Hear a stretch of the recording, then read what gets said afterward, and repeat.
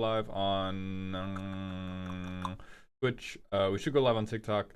So we have one person to get their deck roasted today, and then we are going to do Total Drama Tuesday for all the Marvel spoilers that came out. And then after that, we are doing... What the fuck is this game called?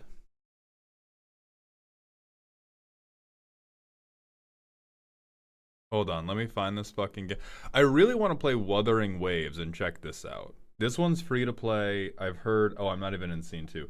I really want to check this one out because I saw cool things about it. Mini Shoot Adventures is the one that we're looking for. Me when I shoot you in a small manner. Hello, Briar. Hello, Briar. What's up, Danny Ugg? We're gonna hit the manual ad break real quick. For the record, it tried to make me report your live notification for nudity. That's crazy.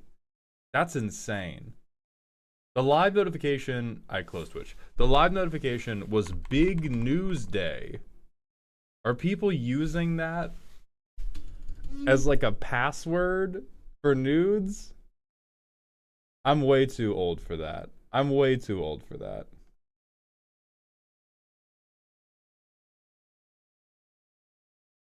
Bone Lord, thank you for the 20 stream streak. I appreciate you coming back to the dog park. You don't get shit though. Devin, thank you for the 10 stream streak. I appreciate you coming to the dog park today. I clicked it and it asked me if I wanted to report it before it even opened the stream.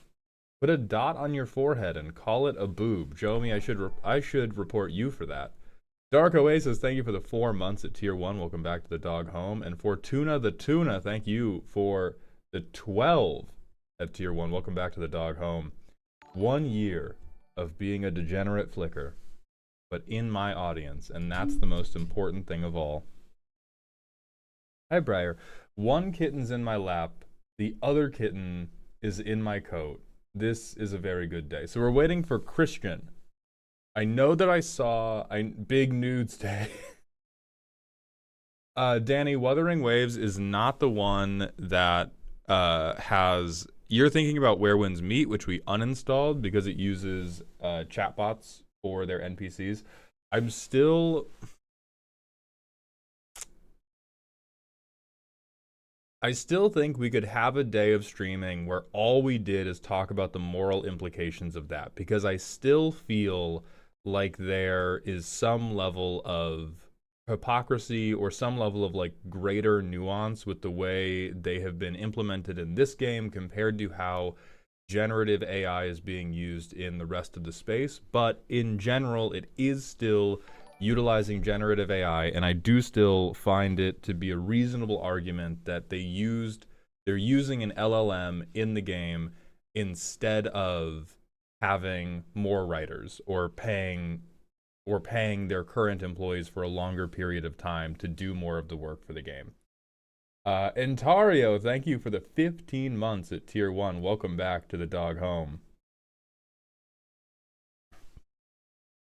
Oh yeah, Jomi, I don't think any of the defenses are like, oh, they used it for a robot character. I think that this is, or Where Winds Meet is one of the, definitely not the first, but it's, I think, currently the highest brow instance of they are using it for little touches, but they are not using it for like stone cold everything. Raymond, I appreciate you being my lone soldier on YouTube. Okay, when they come for you, when they come for all of us, I'll tell them that you supported me.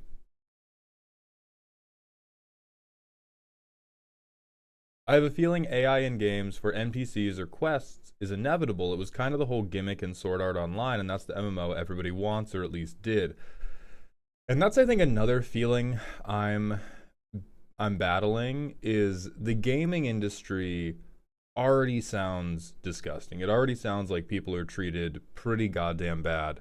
But everybody wants Sword Art Online, huh? Everybody wants Sword Art Online. Everybody, big and real and true, if real.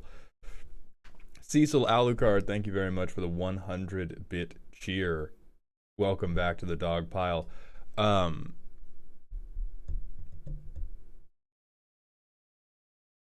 So yeah, I don't know how to navigate it Procedurally generated quests is probably the edge of what people actually want. I I think that's true if the way we define actually want is what they would want if they had full consideration of their own morality. I don't think that people have that though. Like I think the thing that everybody wants an isekai adventure until Truck-kun comes around the corner.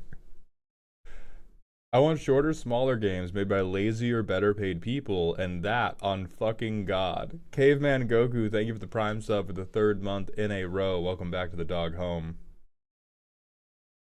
Ask for like Yggdrasil from Overlord, not the worst designed game of all in all of anime. I think that's a little strong. You have a video about magic basics, such as etiquette and lingo, etc. I'm new to magic and went to a card shop and had no idea how to ask for cards without being a noob. I don't. I could potentially make a satirical one. I could make a satirical one, and that could be a little bit funny. MTG is the worst designed game in all of anime. I would argue that like anime Yu-Gi-Oh has to be the worst designed game in all of anime because they had to change so much shit. Like they were just freewheeling. They were making up interactions. The rules were whatever made Yugi Moto win.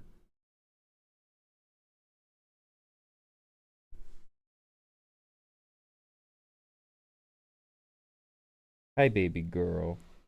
Yeah, you want some lap cuddles too?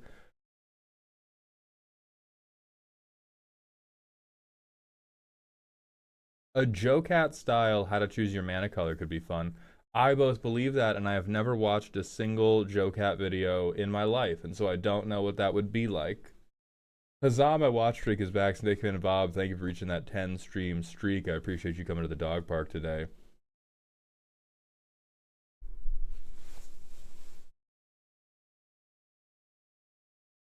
I've got a pocket cat. What do you have? You've got nothing. Helios, you've got a 30 stream streak, and I appreciate that. But you do not have Pocket Cat as I do.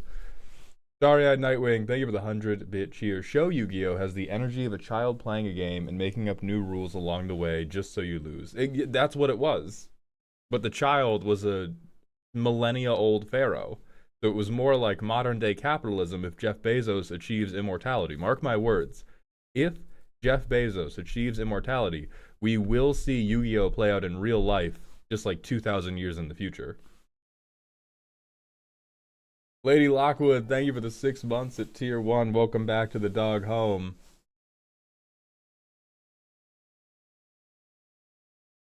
And Magnus, to answer your question, no, I have not recovered from drafting Avatar. I got off stream, drove over to the podcast studio, walked in the door, Veggie was there, said, "How you doing, man?" And I said, "God, I hate this fucking set. God fucking damn it." And I stalked off into the kitchen to get an apple juice. So no, I have not yet recovered from drafting. If we have time to draft today, which is somewhat doubtful, it depends on, one, we have to find the person we are doing the deck roast for. We must find Christian. And then we have to talk about the spoilers, and then we have to play mini shoot adventures, and if there's still time, we will do probably quick draft of Avatar. Quantum Milkshake, thank you for the 10 stream streak. I appreciate you coming to the dog park today.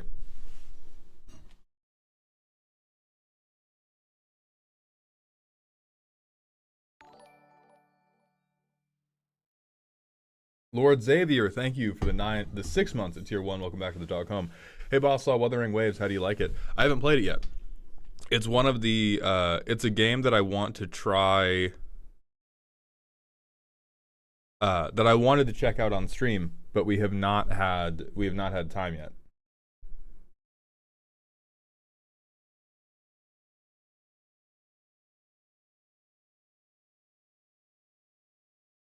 No, they released new, they dropped new Marvel stuff on the weekly MTG stream. How do I explain to my friends that bracket 4 isn't just filling your deck with as many game changers slash combos as possible, and that's why they're losing, not because my deck is secretly bracket 5? That's a hard one. I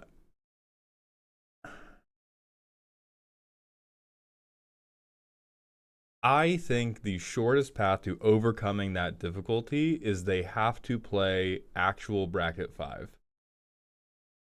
They have to play actually good Magic, and they have to understand what it is to have a full-on competitive mindset, because these are people who have never run fast talking about what a tryhard you are for walking quickly.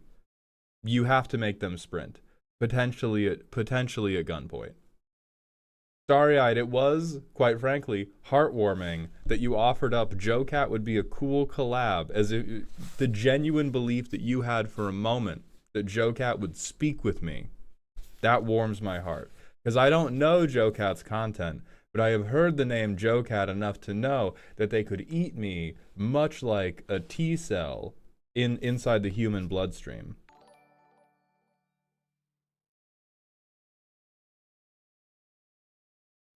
Hyperion Vista Ridge, thank you for the Twitch follow. Welcome to the Doghouse. Hello, Vluran.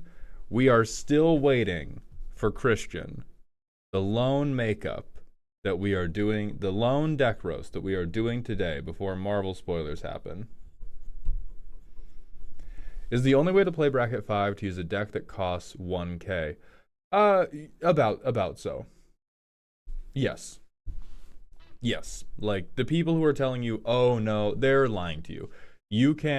There are a couple effectiveness trade-offs that you can make where you don't lose too much edge and you can cut a bunch of money down. The answer is your deck costs $1,000 and is slips of paper. Like, you're gonna need... Let me find an appropriate... What you're gonna need is at minimum some OG duels. Now, luckily for you, I have in my hands a crisp volcanic island. Just find my pen. And to get you started on your CEDH journey,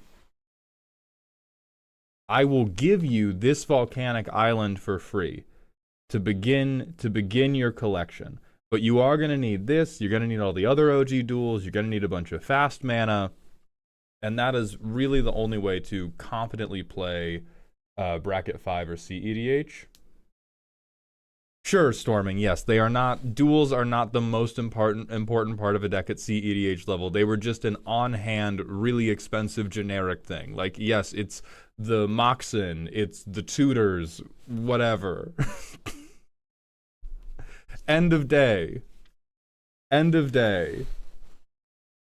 You need one of these.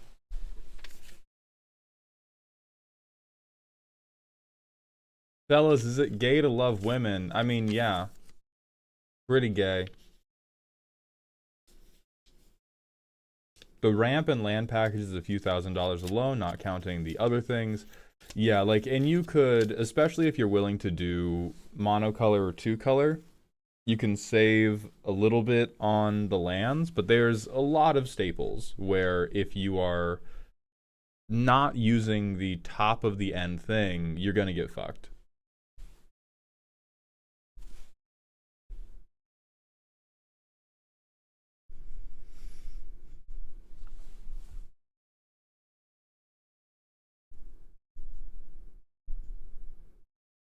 Were you actually going to read through all the hot takes in Discord? Yes, we just moved it to reading through them Friday. So we didn't read through them yesterday. Yesterday, I'm not going to spoil the topics. I won't do it. Yesterday, we filmed 3 videos.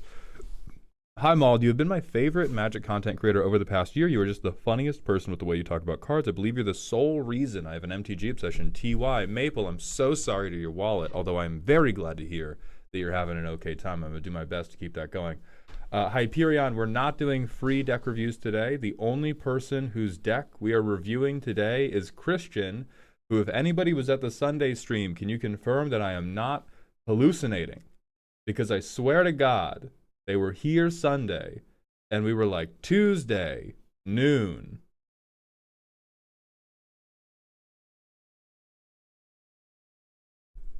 I get all of my CEDH decks at the Hewlett Packard game store, best prices in town. Exactly, yeah. If you're playing just with your friends and you're not playing at tournaments and you're not playing in even like I wish there was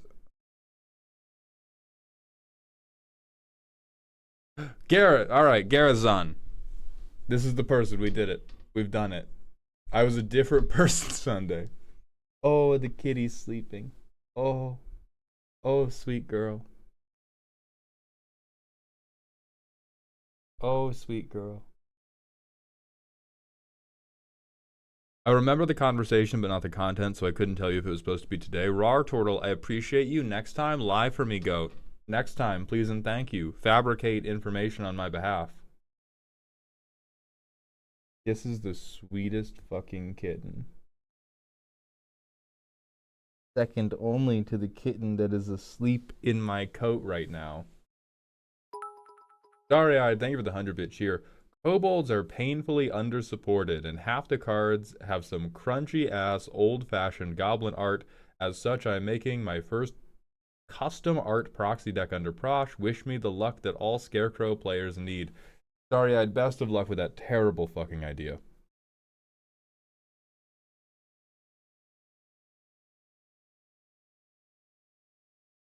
Yeah, I still have Pocket Kitty. The other one's in the bed here. Hey, Briar. Hi, little lady. Hello, Pedgman. Oh, let me message.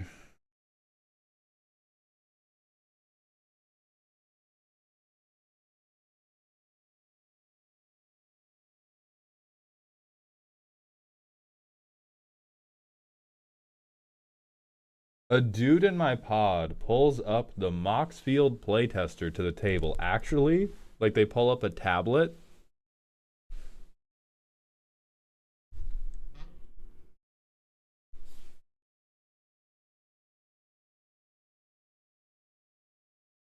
Oh, they're so cute. Oh my god. Hi, baby. I'm like a drug dealer.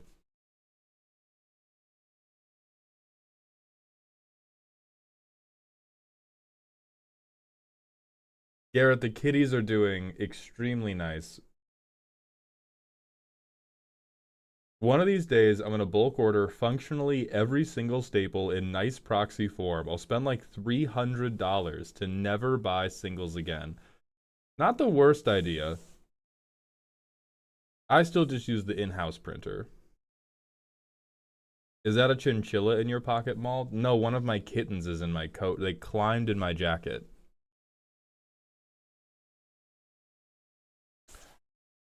Okay, I sent...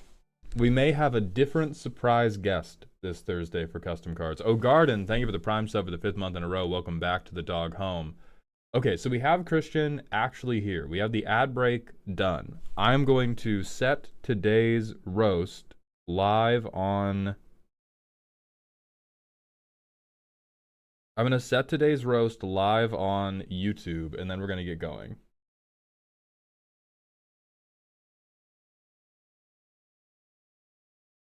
Hey, chat/Mauled, what do you think of digital art tokens? Like Aura or picture frames, but card-sized. And you can use app or NFC to update the image. I can't wrap my head around what you are describing. It sounds like an affront unto Jesus. Can you elaborate? I will call the Inquisition if you do not elaborate acceptably.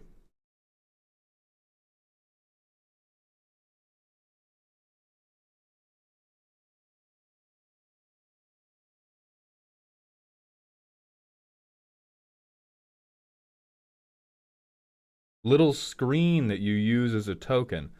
Feels like in 20 years, pretty realistic. At right now it feels like way too much work for way too little payoff. Right, it's infinite tokens with 1,000% more work. So, Mr. Mald, I had an actual hour-long draft game against someone playing allies. I was playing the Orzhov Panda and some sack stuff. I won, but I wanted to delete myself from existence. Yeah, that's a tough one. That's, you know what, Saddest? You earned it. That's a real ripper there.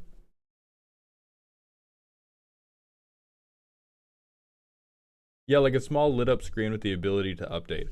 I would not hold that against you, but one of the few pure joys in Commander is having to make an Infinitoken and having to scrawl some absolute goblinoid figure and then be like, yeah, that's a bird.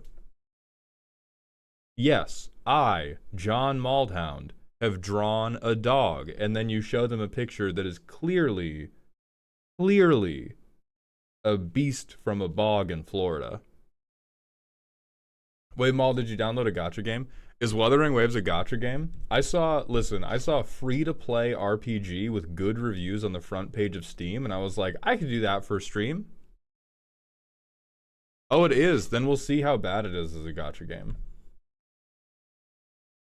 It's someday. It's made by the people who made Genshin Impact in all caps to emphasize how much money Garrett has spent in Genshin Impact.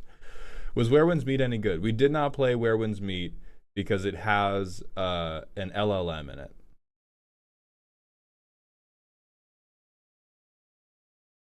It is not made by the people who made Genshin Impact. Garrett is actually just lying. Good job, Garrett. Respect. Respect. LLM, language learning machine. ChatGPT. AI chatbot. Oh, large language model. Never mind. See, I lied about what the acronym was. Now we're best of friends.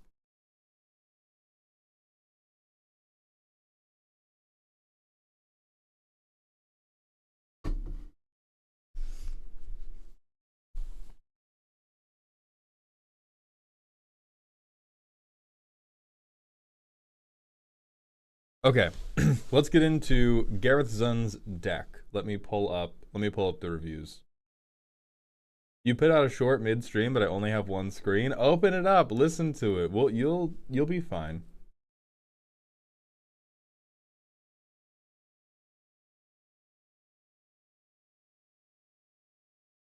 Okay. This is a scary deck. Currently, the deck does its job just fine and is reliable. My friends are constantly scared of it as it tends to combo off out of the blue. For the price of a couple shekels. If you have any suggestions, I'm open to any new cards or ideas I may not have heard of that makes the deck even more reliable. Really proud of how it turned out. Let's see.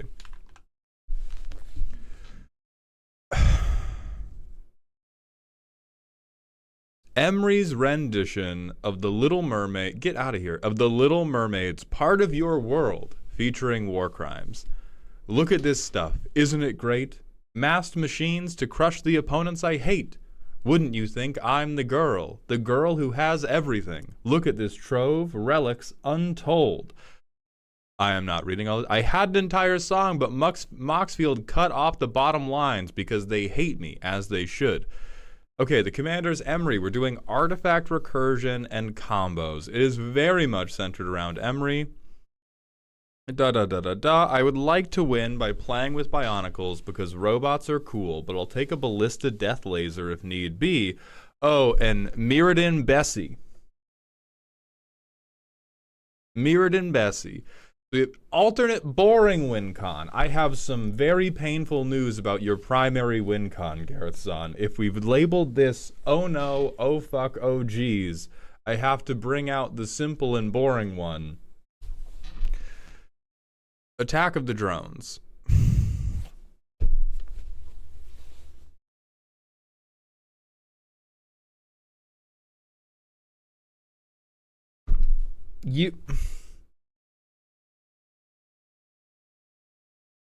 You've got to be rage baiting me. my this my scare robots are cool. Robots are cool. You just told me about a fucking combo deck. You told me about the unstoppable power of Skynet, and then you showed me a $2 Lego set. Okay, so we have Ornithopter, we have Liberator, good card. Psymaster Thopterus, we have robots are cool in all caps. And then we have yet another copy of Robots Are Cool in all caps. Skynet builds good robots. You've upset my pocket cat. Come here, baby. It's okay. I know Daddy's yelling. It's not my fault. It's the fault. It's Christian's fault, baby. They did bad. And Daddy has to tell them how bad they did.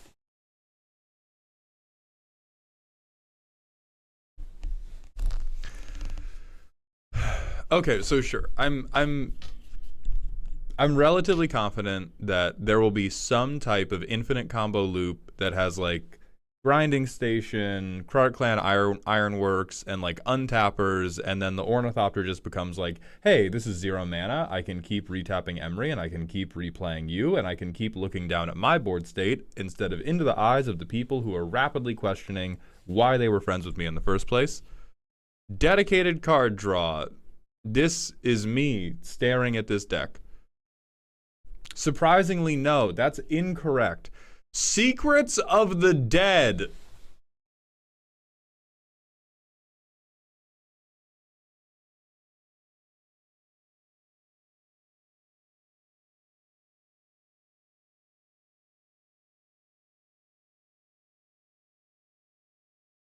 We're not gonna have any Moxen. I can smell it on this motherfucker. I'm trying to triangulate exactly where in the power scale of the world this deck is, and this motherfucker was like combos out of the blue, scary, high power, also love Ornithopter, can't combo with it. Also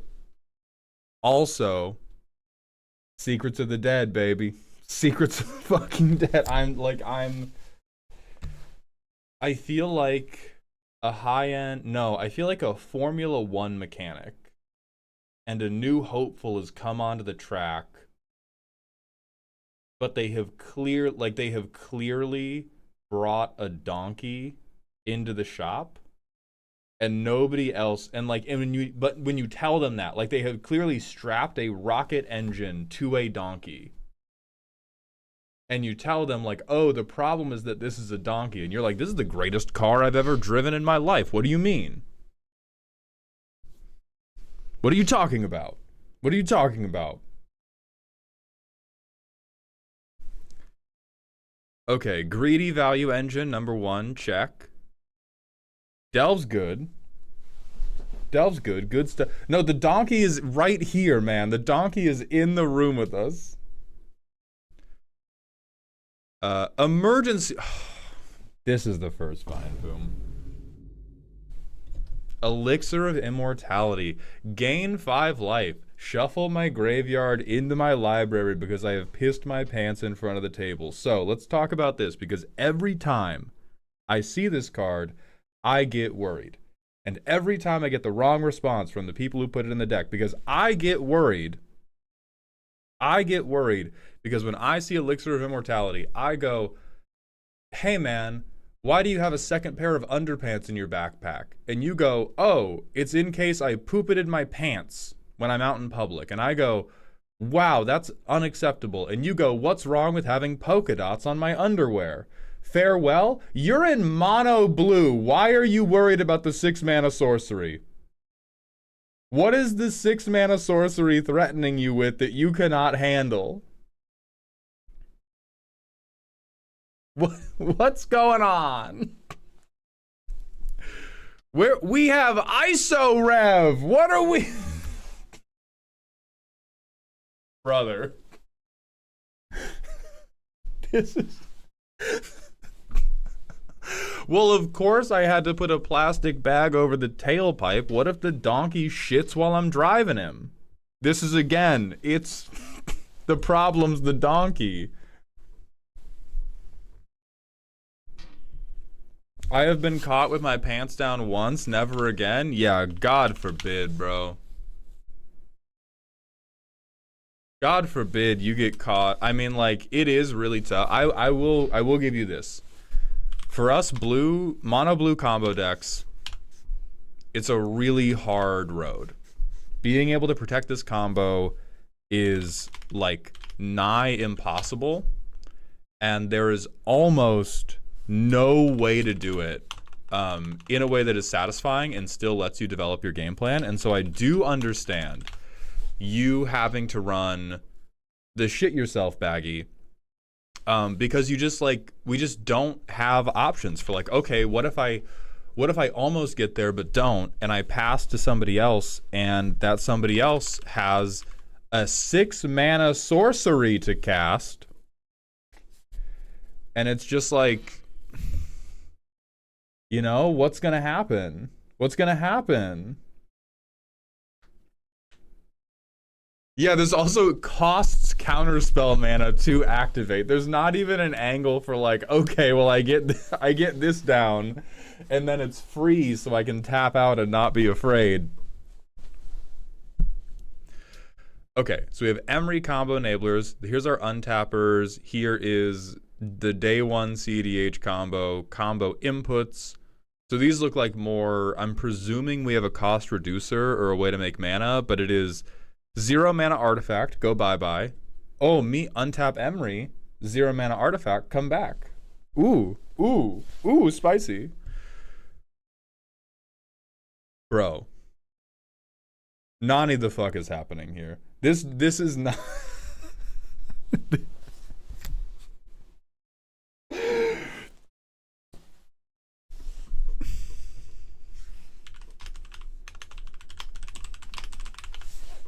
This is gonna make sense, I promise. Okay, so here's the thing, right? You are, oh my god, give me the image. Yeah, you are Jax from Mortal Kombat, except one of your robot arms is actual upgrades, and one of your robot arms is terrible fucking trauma responses from one game you lost one time.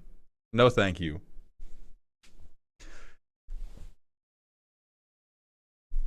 Like, this is... So Skynet now makes robots and also kale smoothies. I can't accept this in my heart. I cannot accept this in my heart. Yeah, you could play Aetherflux and then it's actually a this also isn't even, unless I see an Aetherflux, this is not a combo input.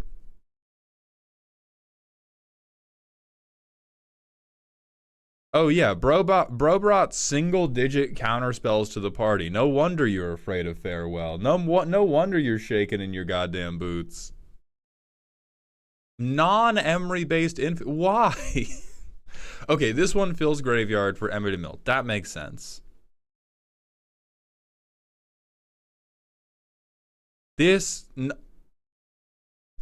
You just like robots, bro. Don't tag this infinite. This is like, just tag this for the Thopter Dream. You have to tag this for the Thopter. This is for the Thopter Dream. If Mesmeric Orb is on board, sure. Because then you just do this. But this is like, what if I had a useless 5 mana card that someday could make me infinite mana in the deck that seeks to combo off with eggs? Right, time, listen, hey, my struggle right now is not what could we upgrade the deck with. Ramp and reduction. Oh.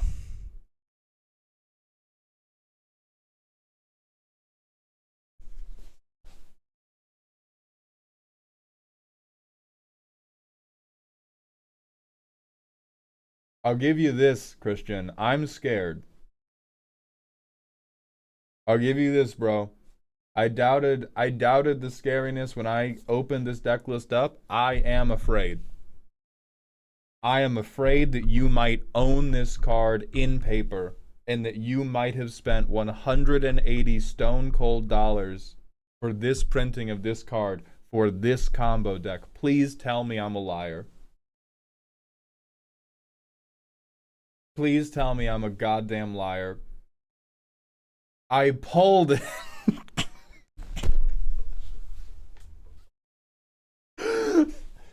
Genuine question. What's the issue with Crucible and a self-mill deck? So, Crucible of Worlds, relatively fine card. The 36 lands, actually a little bit weirdly high for this type of deck. Okay. So this is going to be kind of a weird line to cut between. Because we have some very, very good cards in here. There's some cards where it's like, oh my god, of course you have this. Like we're doing Emery combo, of course you have this. And then there's some cards I'm crashing out on where they're still perfectly useful. I think Vedalken Archmage and Crucible of Worlds are the two I will focus on the most. Where, okay, you have a reasonable thesis for why we should include these. Most of my cards are artifacts. I will draw a card off of most things I cast. I'm going to be milling myself. I will have lands in my graveyard. I can now hit land drops from my graveyard. And these are the types of, you are talking to me about your stance for free throws when you told me the deck was about Rasengans. You told me about Kage Bunshin no Jutsu when I walked in here, and now you're talking to me about, yeah, if I point my elbow a little bit to the left, my granny shot, buckets. It's, especially at 3 and 4 mana, for Emery, these are the turns where you are typically trying to combo off. I don't know if we just want to be lower power than that. Because you said scary, you said I want card suggestions. I want card suggestions to make the deck more reliable. And I'm telling you right now, if you need the lands from Crucible of Worlds, that is inherently the problem. An Emery deck is typically seeking to assemble, like you're trying to assemble Mana Rock, ISO Rev as quickly as possible. That's I think the dream. I don't think that's the only thing you have to do. But combo,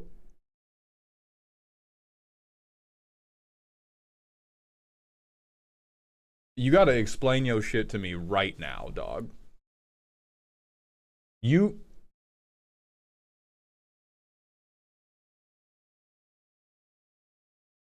What is the Stealth Health Cookbook doing in this fucking deck? Total other point. He's cooking.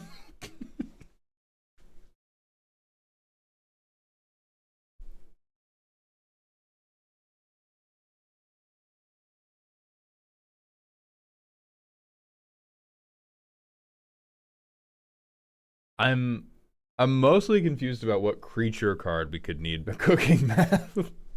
In case I mill my enablers. Do you have enablers? Oh, right. We have non-artifact enablers. Sure. Okay. There's an... Wow. That's... Sure, you're so right. You're so fucking right, dude. I'm sorry. I'm sorry. That's my fault, dude. You keep on rocking in the free world. You keep on rocking in the free world, man. Okay, so then we have infinite mana inputs.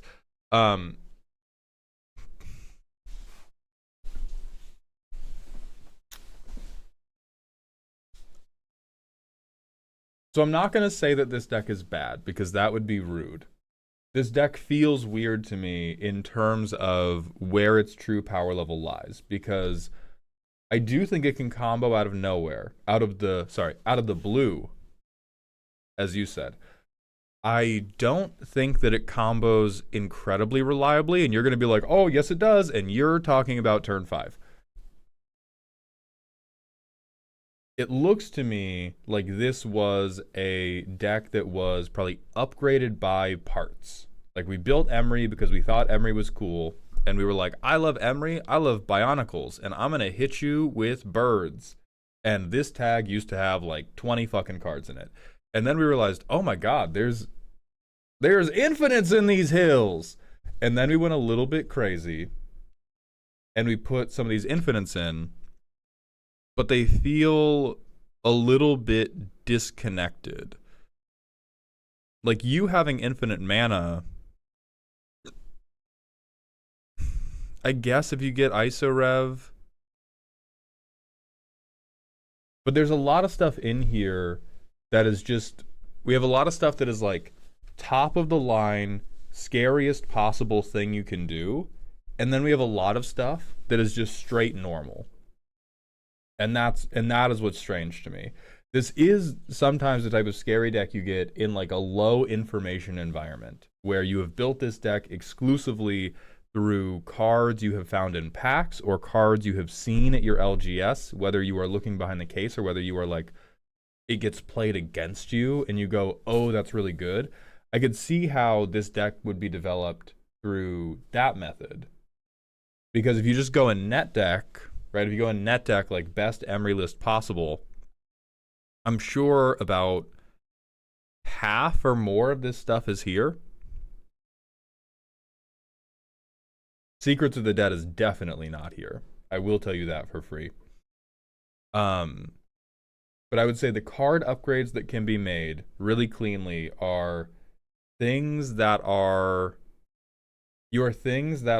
non-infinite value engines can be instantly replaced for things that tutor your infinite pieces or things that just get you cards immediately.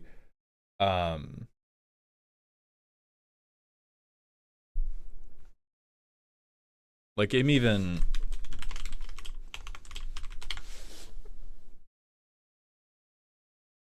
so what do we get for, yeah, this is just, hey look, another copy of Isochron Scepter. Isn't that neato? And you end up doing that type of test over and over and over and over again because we have a 5 mana thing that can go infinite with Emery, or we could spend 3 mana to go get the 2 mana thing that goes infinite with Emery and can get replayed from our graveyard. And so maybe like you wouldn't kill the combo piece for it, but you would almost definitely kill, you know, Secrets of the Dead for it. Skull Clamp is definitely a holdover from when we really believed in Thopter supremacy.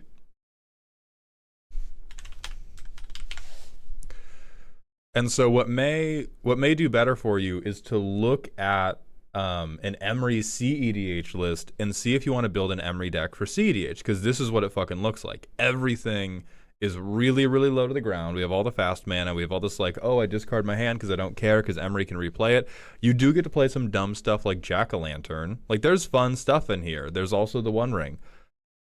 Oh, look at you. Look at you, clever boy. There's the Displacer Kitten Infinite. This is just a stacks piece for the CEDH level. And I'm not saying you need to copy this one for one, but I am saying the deck you have aimed to build so far is 90% CEDH. Me personally, I tend to not enjoy when my decks have like 1 foot in one game plan and 1 foot in the other. I would personally prefer to have, here is my dedicated Emery Bionicles Kill You deck. It does not go infinite.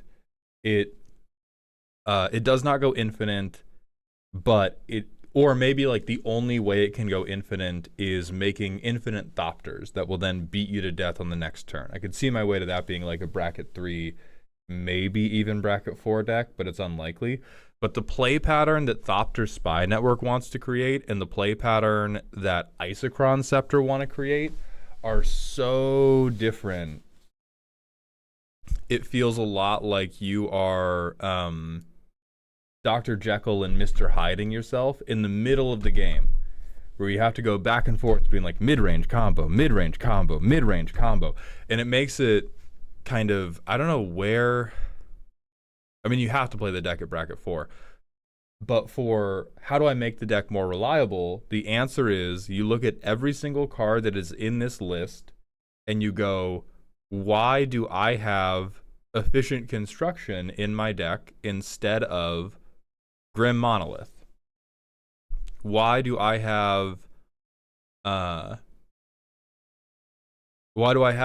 Spy Network instead of Mox Diamond. And when the voice inside your head goes like, oh, because robots are so fucking cool, that's you being like, I don't care about the deck being as efficient as possible. And at that point, there are no upgrades to be made. Let me just see how quickly do we go right now. We have the boy. We have no lands though.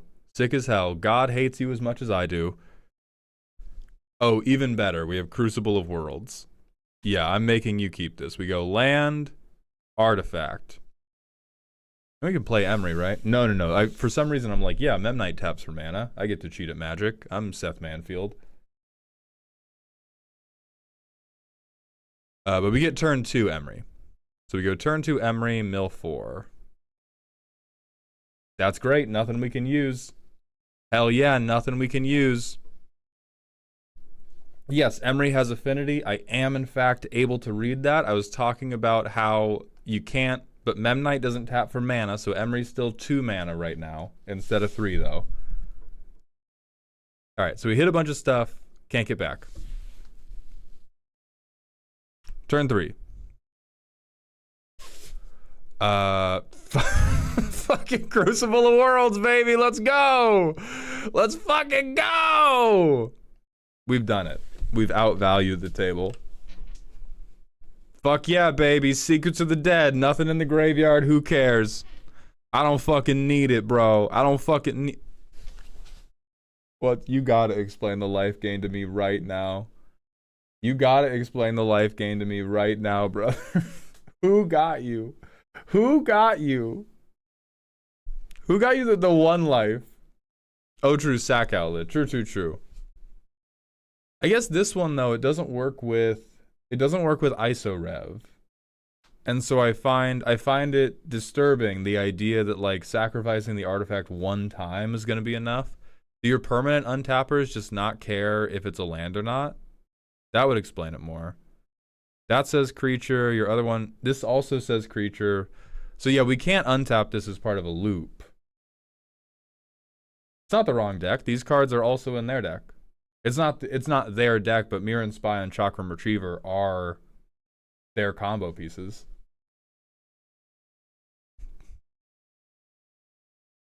Okay, so it's turn 4. We've played Secrets of the Dead. Nothing in our graveyard can come out. We cannot flicker Emery. I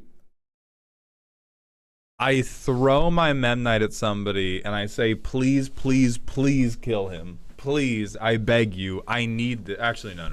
I'll be a reasonable person. I'll be a reasonable person. I'll turn on all your value engines. I will play Phyrexia's Core, and I will sack Memnite. I will tap. I will play Memnite. Fuck yeah, we draw a card. Fuck yeah. Unstoppable. Next turn. Stock up. I have cast my first good card of the game.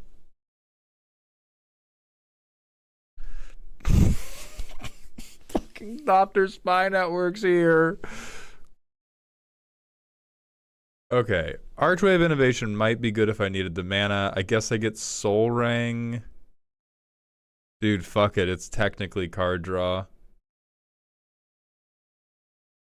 I play land, Soul Ring. I play fucking Liberator. Do something.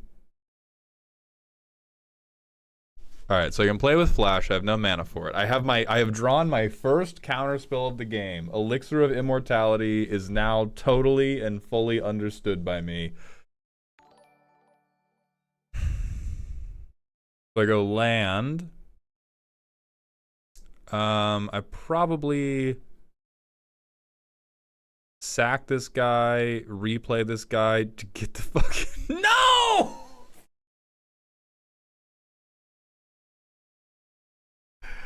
He's fucking back!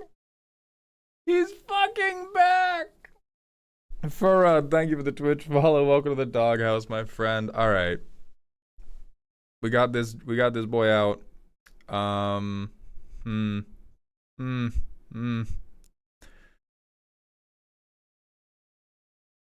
Dude, I cast Turn 6, I hard cast Opter Spy Network. Let's fucking get this bread. I put a counter on Liberator. I hit somebody with Liberator, draw 1. Fuck yeah, baby. Fuck yeah, baby. It's happening. It's all coming together. Okay, I get 1 Thopter. You're summoning sick, which is extremely sad to me, but we have you.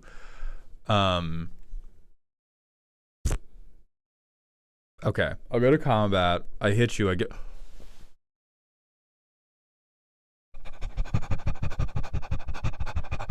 It's fucking happening. Turn 7. We're coming to it. I play the dog. You're in trouble now, bucko. I shit myself. All right. Bam. Draw a card. Fucking not anything. Almost something. Hold on. Hold on. I can figure this out. I can figure this out. Now we actually need, where's the Underworld cookbook? We need it. We need the Underworld cookbook now. So that we can use this motherfucker as a sack outlet.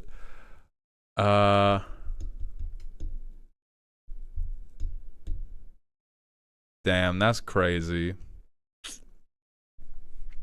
We pass. Fuck yeah, the other one's here too. Double untappies. Double untappies. Okay, I have an extra Thopter. Liberator and Urza go draw me 2. Oh, it's happening. It's not fucking happening. Okay, I think this is a good place to stop the playtest. Obviously, this is an unlucky one. Right? I do not believe that this is the average rollout of this deck, but I am going to be on my hands and knees thanking God that we got such an unlucky one while it was on camera. But I do think this is the tale of why I recommended comparing your deck to the CEDH deck list when it comes to figuring out where am I missing reliability, because we have multiple parts of a couple different combos. Well, we have multiple parts of different combos, right? We have, let me pile these up in a way that makes sense. So we have Memnite, Chakram, Mirran Spy. I'll just take Chakram Retriever because this is going to get messy. Secrets of the Dead. We're missing a 4th card for this, because we have to have a way to sacrifice Memnite over and over and over again, and then this becomes a draw your deck combo. That's not nothing, but instead of the 4th piece of this being the card, the free sack outlet to let us draw our deck, what else did we draw? We drew a generic value piece. We drew a generic value piece. We drew a very, very cool action figure. We drew a trauma response. We drew a piece of a different unrelated infinite. And we drew a minor trauma response. And then we drew a different piece of a different, I'd say these two are at least somewhat related. And so if any of these 3 cards are tutors, are other parts of this, are other free sacrifice outlets, like Grinding Station, then the deck gets more reliable. And that's not even me talking about vibe of the deck. Like I could dissect the vibe of this strange bracket 2, bracket 4 Siamese twin all day. But 100%, if you want the deck to be more reliable, you need to pick what are the combos I want to focus on the most, and how do I make every card contribute or draw me into that combo pretty quickly. And the things I'm running for protection, yeah, you have 5 total. When we scrolled through, you had 5 things tagged under tutors. So I'm not 100% that I don't think you're sleeping on a crazy number of tutors, but I don't think you're running Windfall I don't think you're running Wheels. Wheels are very good for you because all of your important things you can get back from the graveyard. But I don't think we have Tezzeret either Tezzeret. I don't think we might have Urza's Saga. Let me go look. We do have Urza's Saga. But we're missing Tezzeret.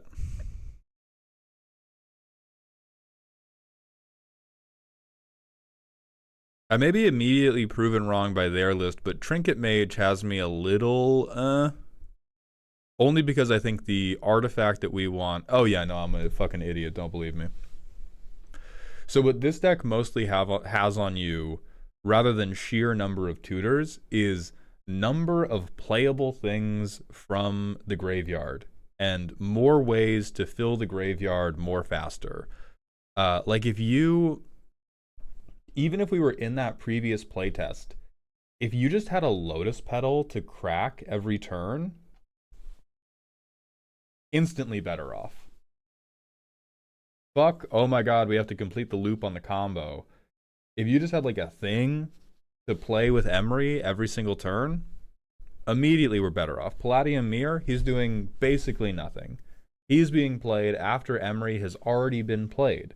His mana is being dedicated towards another 5 mana win more thing that we have grandfathered in under a different combo. And so I think what this deck is a little bit of Frankenstein's monster syndrome, where you built it for one thing, and then you decided to change course. And you changed a bunch of stuff around, but like his toes were still built to be Rock'em Sock'em robots. And then you had the other thing, and you went, okay, I like this, but I don't love this. I'm going to change it up a little more. And you moved a bunch of stuff around, but now his feet were built for Rock'em Sock'em robots. His thighs were built for slip and slide. And we've done that, changed course 3 times in the lab. So 3 times over, that has happened. And that doesn't mean the deck is wrong. This still seems like a very cute deck, and all of the like suboptimal includes, I can see a lot of love in them. But if you do want the deck to be better, I think the thing that would make the deck better is to strip it down to the foundation and ask yourself, how do I want to win? And if the way you want to win is Emry goes infinite, you look at the ways you have to go infinite, and then you say, I need as many cards as possible to support this line of play. Maybe not this one specific infinite, because you can have more than one combo in a combo deck. In fact, you probably want to have more than one combo in a combo deck to have some degree of like reliability. But after you pick what you want to optimize around, then you can begin tinkering around, well, just how optimized is optimized? Am I $14,000 optimized? Am I $800 optimized? Am I $0 and 10 sheets of printer paper optimized? There's a lot of decisions you can make. This shit is fucking hilarious, though. This is crazy. The random hot pocket in the lab is like, this is the hot pocket in the vacuum chamber, and you're trying to convince OSHA that it's in there on purpose. You're trying to convince OSHA, no, it's meant to be in there. We're running tests on that. We need that. We need that for the dog. We need that for the dog. Not CDH, we play around lower bracket 4. That is incredibly wide. Because lower bracket 4, you turn 4, I combo off. Totally technically appropriate.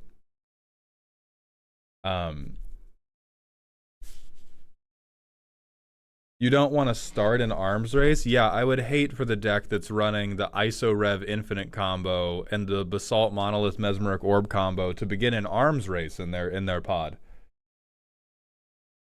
Jay Arlington, thank you so much for the raid. I hope you had a good stream, my friend. We are currently breaking down a mono blue artifact deck list, and then we're going to look at all the Marvel spoilers.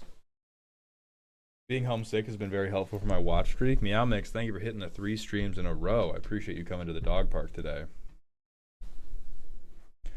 But that's what I would recommend. I think you have a cute deck here, but you have like, I don't know, you have like 15 plus places where you have sacrificed the reliability of the deck list for, ooh, big robot, sexy, sexy, good, yes. And you can do that in Commander, but I do want you to have ownership of it and be like, I know if I wanted this deck to be as powerful as it could be, I want it to be as powerful as it could be. I know what this should be instead. I have chosen to play the Metalwork Colossus, and I am going to wear that Scarlet Mark of Shame. Yeah, sure, man. Hey, man, listen, man. Hey. I'm gonna show you a crazy card.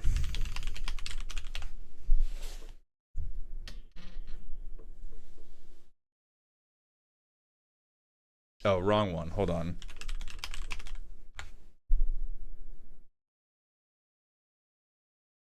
Is it Soul Guide Lantern? It must be Soul Guide Lantern.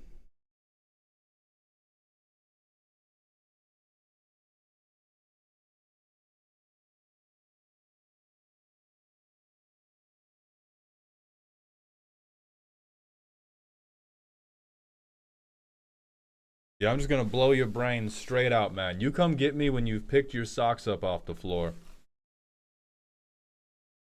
There's a million things like this where we're not doing Lantern of Insight. We are not doing Lantern of Control. All of you stop. All of you grubby little children stop. There's a lot of stuff like this where we saw the Jack-o'-lantern thing in the CDH deck list as well, where you're sleeping on a lot of like low-cost artifacts that can self-sacrifice for card draw and just exist in your graveyard. Maybe you do have this one. That would be embarrassing.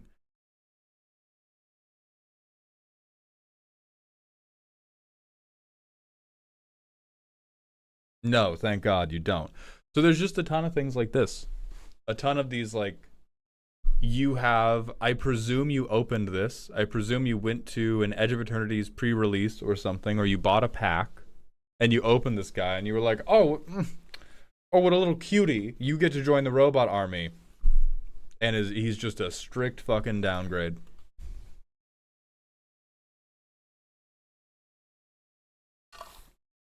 Just a wild fucking downgrade.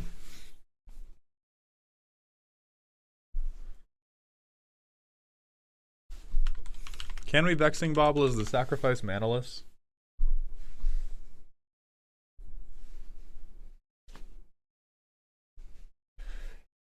I wouldn't do this one. 2 mana to complete the loop. We have too many things we want to cast for 0 mana. Fair, I wanted to use the space opera stuff, and hey, guess what? You did, brother. You used the shit out of it.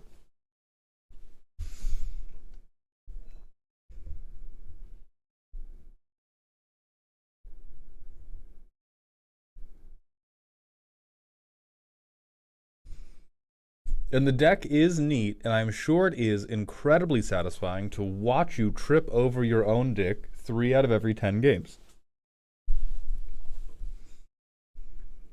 So I would say it's generally well built, but those are all the places you are missing reliability. You have a ton of things that are just clear. Oh, I thought this was cute. I pulled this really cool art.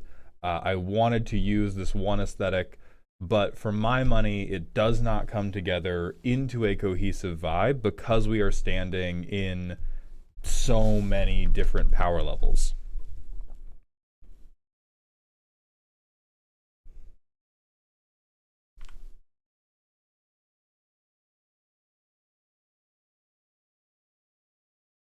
I dub the monkey in the middle Desune. So thank you very much for submitting. I hope you have enjoyed or at least saw some good card additions. We're going to go to the manual ad break, and then it's Marvel time. And then it will be shoot 'em up adventure time. Marvel, donkey. Marvel. Okay, do we have... Is there a...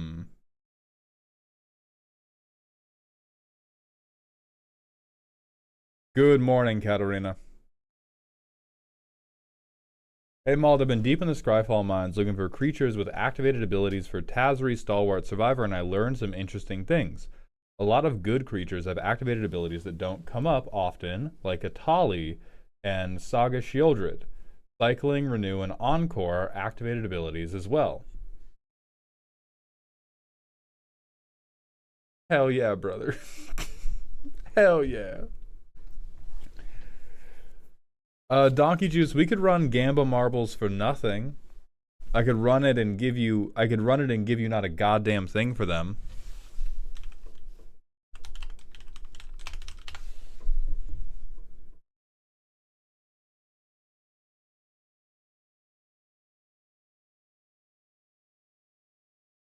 Okay, this looks like the right thing.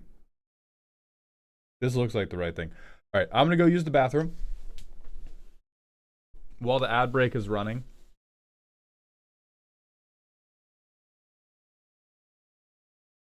And then we will be right back and we will talk Marvel. Good night, Kashmira.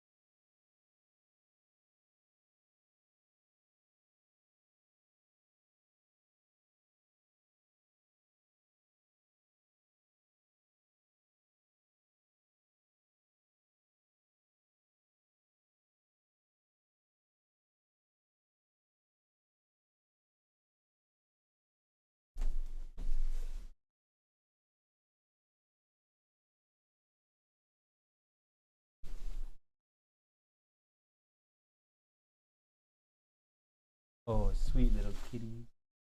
Sweet little kitty.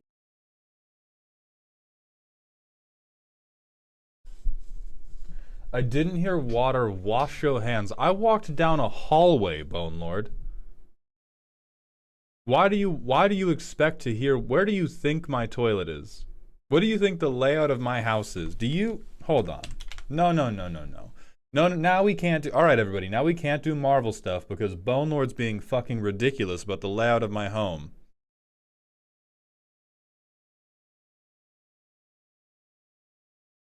So we think, just to be clear, we think this is the stream. This is the stream room. Here's where the door opens.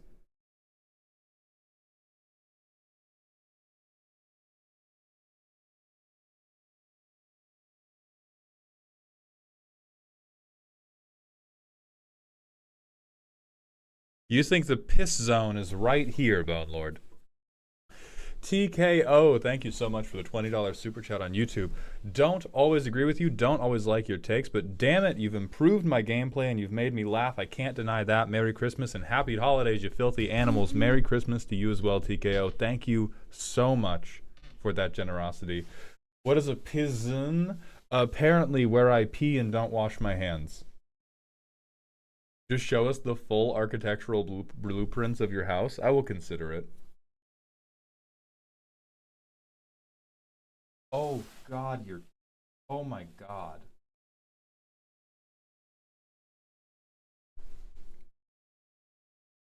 All right, filthy multiplayer. Thank you for the 3-stream streak. Marvel set seems all right. We will put that to the test.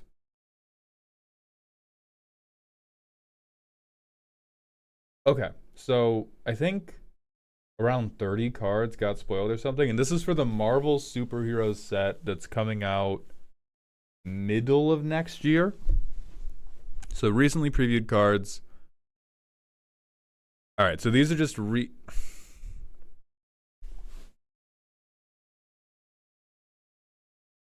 That looks like an acquired taste to me personally. I'm gonna be a kind man. My mama taught me how to be kind, and she taught me that the way to be the kindest was by not saying anything you actually thought. So that looks like something other people will enjoy very much, and I am very happy to save some money. Ooh! Wow. Ah.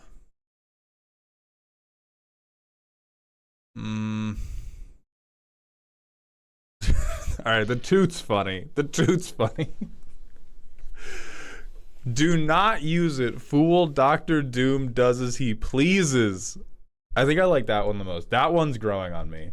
I thought it looked like shit the moment I saw it. See, I can say what I actually felt because I'm gonna bring it back now. I thought the Horn of Greed looked like shit the moment I saw it. It's winning me over second by second. The Ephemerate looks almost cool, but looks definitely weird for Magic. But it looks like, personally, I like the aesthetic of it. Dig Through Time and Harbinger of the Seas, also not quite my tempo. God, that's funny. We're going to save that. That's very funny.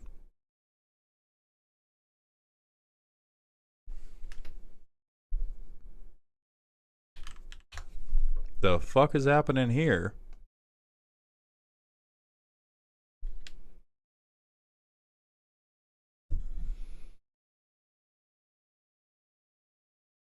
This looks like they drew half of it and then painted half of it.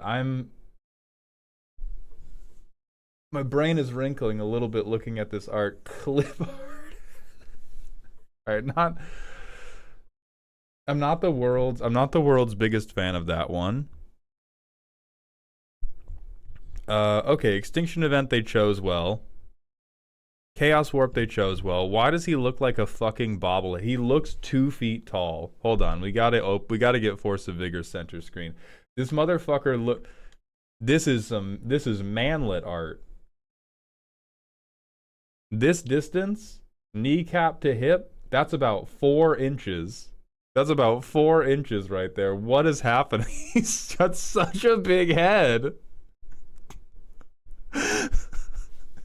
And he's got the bowl cut. This is Hulk in the crossover movie Hulk in Honey, I Shrunk the Kids 4.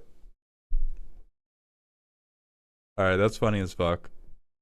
That seems cool and prudent. No, I didn't click on that. And you know I didn't click on that. You know I closed the ad. Okay, we get Heroic Intervention, and then... Oh, these look like actual new cards. Okay, so a 5-mana saga. The next red or green creature spell you cast this turn can be cast without paying its mana cost. Sure. Fuck it. They had this, I think. Or they had similar things to this. Fuck them. I like the art for these sagas. The saga arts are kind of doing it for me more than anything else. Put 3 counters on something you control. Choose target creature you control until end of turn. Double its power and toughness, and it gains trample. Okay, that seems solidly playable.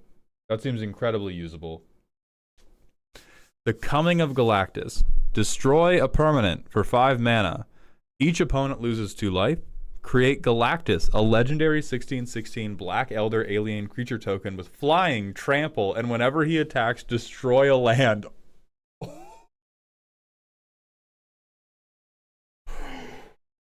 Oh, looks like Henzy's playing non-creatures now. Looks like Henzy is playing non-creatures now. World War Hulk is turn 3 to 4 Progenitus. Have we never heard of a good Magic card before? We can't be tweaking. We can't be tweaking about the green players getting to free cast something for cheap.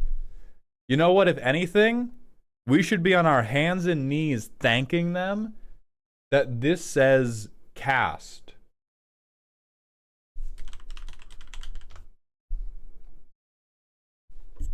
We should be praying to God, like turn 5. Hey, guess what's happening, fucko? Oh my God, standard legal. I'm about to quench so many of you fuck asses. You're about to get so fucking quenched, bro. You don't even know. Keep talking to me. Keep feeding me with this. I'm the #1 green hater. I know what they're capable of. I'm unbothered. I am 100% unbothered. Cool toy for the green players. Go off king. This does not matter. Or like, I am sure somebody will build a deck trying to play around this, but the fact that this says you get to cast your next creature this turn, whatever. Like reasonably, you're going to have to try to go for this as soon as you have the mana for it. And if you try to go for this as soon as you have the mana for it, you're probably not holding up. It'll like mana for a quench. And then you just get blown out. Yeah, like this is a commander card. Somebody will try to make this work in standard. Best of luck to them. Commander card. Cool commander card, but commander card. This one's funny as fuck. Making Galactus. Yeah, and it lets you free cast your commander. That's really the hole that this is. That's the hole that this is filling. It's not like a power level thing. It's just, oh my God, I want to have a free cast deck, but like Elvish Piper doesn't say I can put something from the command zone into play. Quicksilver Amulet will not let me put my commander into play for free. This is just going to be, I have the most dog shit, ridiculous, expensive Gruul commander, and now I am casting them on turn 4.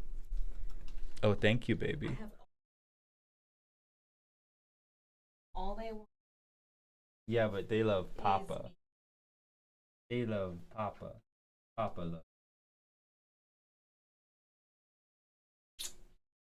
Oh, goddamn cute. This is funny as hell. I do like that we're actually going to threaten the bracket 2 players with bodily harm. All right, what is Dr. I don't like this. I am... Obviously, art is subjective, and I like plenty of things that other people think are stupid. This is my thing that I dislike, and I think is a little bit illegible. Okay, on ETB, make 2 Doombots. Sure. As long as you control an artifact creature or a plan. What the fuck is a plan?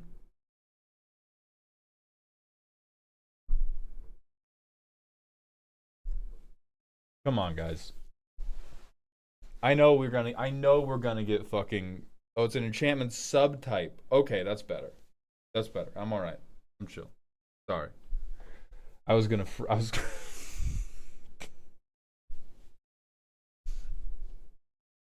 Oh, if you give me one more thing that doesn't make any fucking sense when you say the word to me. I haven't tweaked this hard since like mounts in OTJ. All right, so if you have an artifact creature or a plan, he is indestructible, and on end step you draw a card and lose 1 life. That is not good at all. What? He's 6 mana? Holy shit!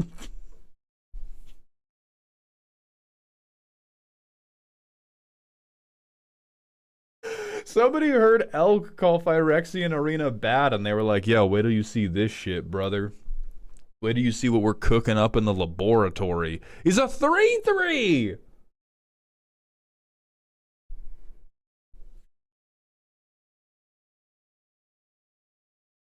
This car is going to be like $400 too. That's going to be the fun. Oh, he's a 9/9? What? Oh, he's a 9/9 because he makes 2 3/3s? Fucking sure, dude. Swing those into a 5/5 and tell me how much of a 9/9 he is. I hate that. I hate that more than anything. When motherfuckers are like, he's not a 3/3. He makes 2 other 3/3s. You're putting 9 power on board. Yeah, okay. Swing him into a dinosaur. Swing him into a fucking dinosaur. Tell me how you feel, bro. Tell me how this toxic deluge for 3 hits your 9/9. It's cute. It's cute. Yeah, he's an indestructible blocker. I think that's probably his. I was actually just talking about this on the podcast the other day. I love having indestructible utility creatures. He is an indestructible Phyrexian Arena that can chump block, because having an artifact creature is very, very easy. Bruce Banner, 1 blue mana, okay. XX, draw X cards, activate only as a sorcery. Sure. 6 mana, oh, he's Temur. Oh. So 6 mana is like turn 4 if you're working for it. The illegible Hulk, let's fucking go. Okay, trample and reach, I picked those out. We're flipping you big style, bro. Whenever he is dealt damage, put a counter on him. If he's attacking, untap him and there's an additional combat phase.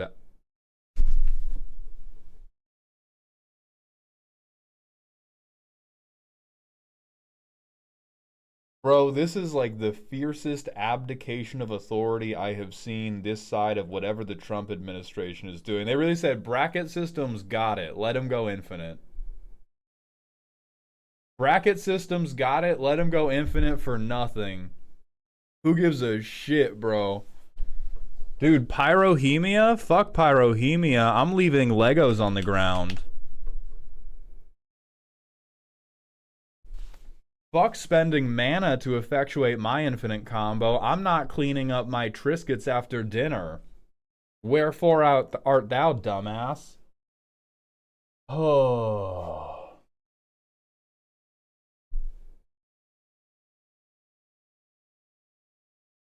Yeah, he's dual phase too, so you just cast him on the backside. Okay, so that is for sure. That is like the most bracket systems got it card design I have seen so far.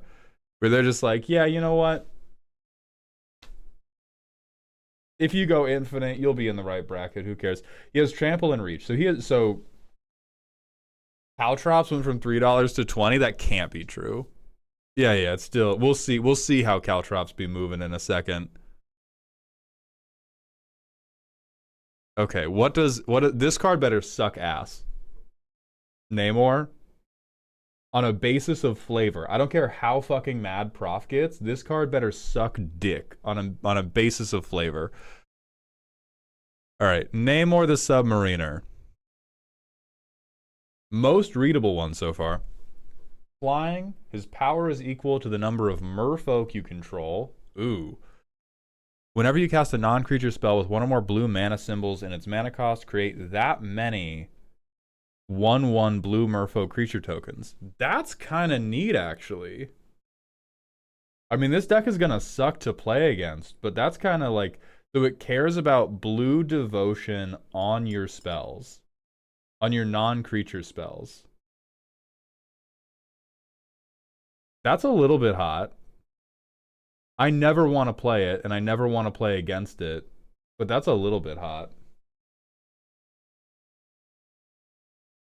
You know that Namor is canonically one of the strongest Marvel guys, right? He can't be. Look at that fucking cut, dude.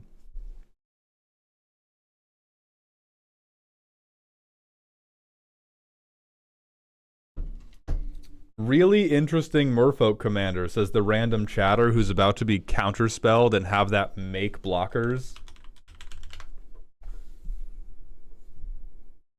He has 4 toughness.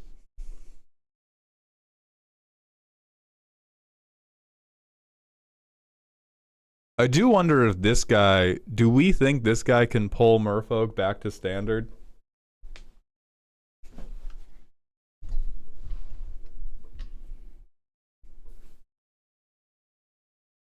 All right, what does Cap do? 3 mana, 3/2. First strike. Captain America enters with a shield counter on him. As long as he has a shield counter on him, you and other heroes you control have hexproof. That is fucking terrible. Moving on. Atuma, a 4 mana. What is with the scaling on this site, man?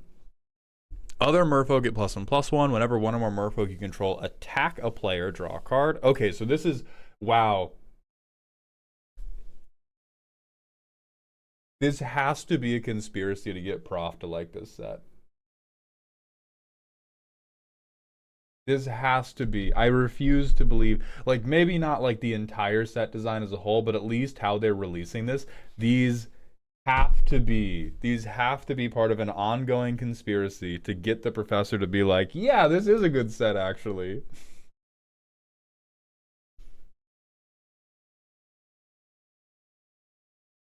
Okay, then there's other Namor, other World War Hulk. Baron Helmut Zemo.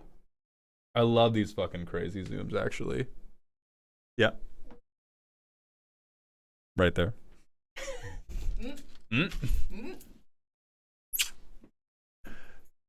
Alright, whenever you cast a black spell from your hand, he connives. Boast. Exile any number of black cards from your graveyard with 15 or more black mana symbols among their mana cost. Copy them. You may cast up to 3 of the copies without paying their cost. Interesting. I kind of like New Devotion. Oh no, this is the coolest thing a mono black deck has ever done. In the history of the game, this is going to be the most interesting thing a mono black deck has ever done in your life. This is extremely cool. You must not hate. You must not hate, lest I banish you to the mines of playing against Keurig decks for 10,000 years. Like 15 is a big fucking amount. 15 is a big fucking amount. He's a 3/3. Yeah, 3 mana 3/3. So mono black crazy devotion. Yeah. We finally, daddy's home. Father is in Revit. Somebody get Veggie on the line right now. Somebody get Veggie on the fucking phone right now. This is for him. This is for him. It's not going to be Valgavoth because you need a shitload of pips on the card. Alright. Thunderbolt's Conspiracy. Flash enchantment. When a villain you control dies, return it to the battlefield with a finality counter on it. Okay. Doom reigns supreme. Okay, this is the first plan we're seeing. 2 mana. When a villain enters, each opponent loses a life and you gain 1 life. Put a plan counter on this. When the 5th plan counter is put on, sacrifice it. When you do, target opponent exiles the top 5 cards of their library. You may cast up to 2 spells without paying their mana cost.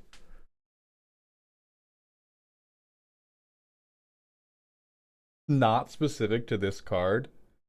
Less than 24 hours ago, I was talking with Veggie about, 3 mana enchantments are dead.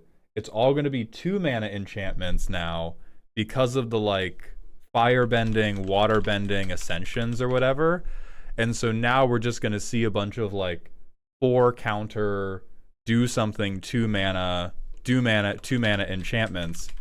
And Veggie said, prophetically, no, we won't. They're going to have 3 or 5 counters because they have to be different. And what are we getting now? The 5 counter 2 mana value enchantment that cares about your fucking Kindred deck. Oh, game design, baby. Game design. All right, then Dr. Doom again. The Thing. Is he Wooburg? No, he's everything but black. 6 mana trample. 5/5. At beginning of combat, if you cast a non-creature spell, just fucking roid this man. 4 counters. On attack, you can pay Omnath mana when you do double the number of each kind of counter on any number of target permanents you control. Okay, so this is the new dumb baby Joe commander. This is the new, I'm going to play my guy. Everybody else at the table has to remove him fucking immediately because otherwise he's going to start Voltron killing people. And they're going to go, why? You're being so mean to me. You do get to say it's clobbering time, though.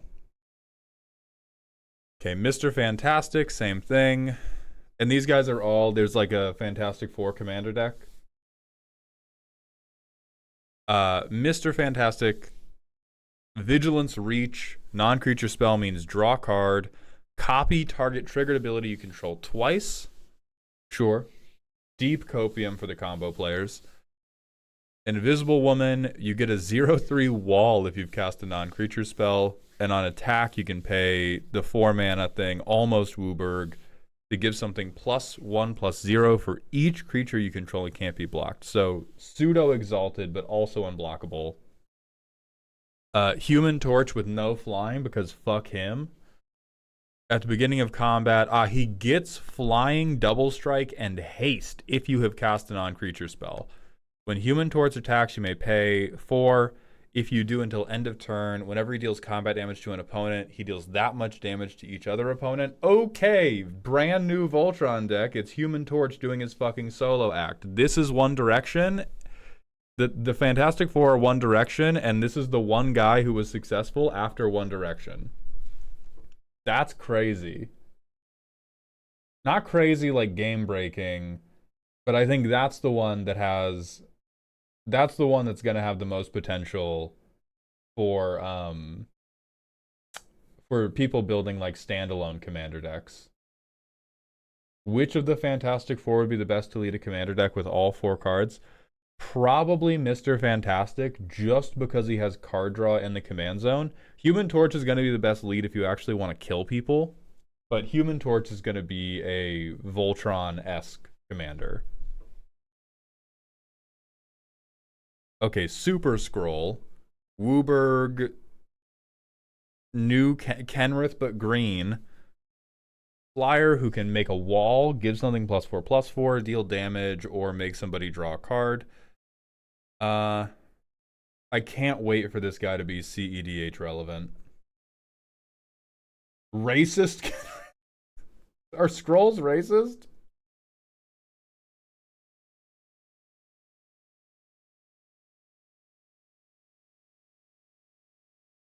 Famously, extremely. Okay, yeah, racist Kenrith about to take over CEDH. Because all I'm seeing is an infinite mana outlet, baby. Infinite mana outlet, I love it. Okay, coming a Galactus. Ooh, the Sentry. A 3 and a white, 5/5, flying vigilance indestructible. When the Sentry enters, target opponent creates the Void, a legendary 5/5 black horror villain. Oh, so somebody else makes an indestructible flyer that has to attack every combat? That's so stupid. Oh, and it's just enters no if you cast it, so we're flickering this man instantly. The Sentry feels like it should be a 9 mana win button. Yeah, but consider those don't sell $500,000 of packs day one. It can hit you though. Well, right. Right. Except my 5/5 flying vigilant indestructible commander will simply block him. So you would give one to each opponent. And then you would just be like, good luck. FLCL, you should not need to goad it. Because you have a 5/5 indestructible flying blocker. Like the lore bit here is, okay, you can swing it at me if you want, but nothing's gonna happen. Or you can swing it, you just tell somebody, I play Sentry, I make a 5/5. Oh no, I've lit your house on fire. Don't you need somebody to put that fire out? You say, if you attack Tim, I'll also attack Tim. But if you attack me, your thing is not vigilant. It does not create a stalled board state because the Void is not vigilant. So you go and you have to swing your 5/5. I can block it. And then on my turn, you have a tapped 5/5. This is the opposite of a board stall. This is going to be mayhaps immediate top 10 inclusion of cards that bracket 2 players don't want to play against.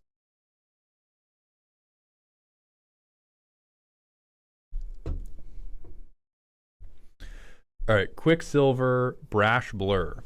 A 1 mana. Hold on. If he's in your opening hand, you may begin the game with him on the battlefield. Red deck wins his fucking back. Haste, Power Up. 4 and a red. Put a counter and a double strike counter on Quicksilver. Activate. So this is Exhaust, but you reduce it by his mana cost to be ETB'd that turn. Okay. Yeah, pre-game action, get it. Oh my god, mono red is in such a deep hole that they genuinely have to get pre-game action, whole guy. Pre-game action, whole guy. You should let us actually read Quicksilver. Yeah, good thinking.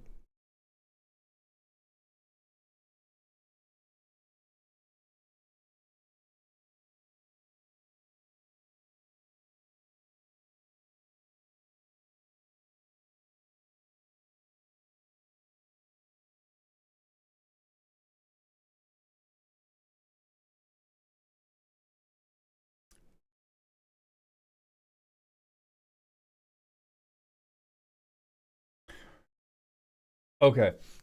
Moon Girl and Devil Dinosaur. Oh god, a 3-mana Simic card. How fucking broken is this gonna be? A 2/2. Whenever you draw your second card each turn until end of turn, they get base power and toughness 6/6. They gain trample. Whenever an artifact you control enters, draw a card. Only triggers once each turn. Surprisingly okay. Surprisingly okay. I'm also generally not a Universes Beyond hater. I am getting hit with the crazy not Magic vibes. I think this. So Bruce, I'm gonna go over quickly which ones clear it, which ones don't, and I want to be so clear. Me thinking the art doesn't fit Magic is not a reason it should not exist. It is an aesthetic point that is worth deeper reflection on. The old school comic art, except for Horn of Greed. Horn of Greed, hell yeah. Everything else not doing it for me on the old school art. I like these. These, for some reason, seem to fit, whereas these seem ridiculous to me. That seems...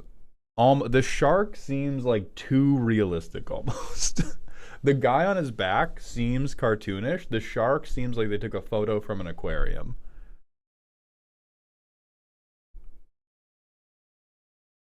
This one's almost fine, but is mostly like too realistic. Again, but it like mostly fits the vibe. I think Bruce Banner and Zemo are the two best fits for me. These ones I look at and I'm like, yeah, no questions asked, 100%. These fit the aesthetic vibe of Magic already. Every member of the Fantastic Four is a hard 0 out of 10 for me.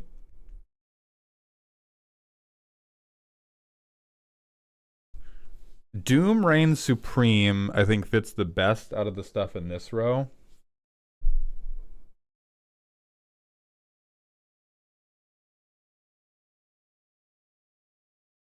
Don't like Super Scroll. For some reason, I like Quicksilver. I don't think I should like him. I don't think I should like him, but I do.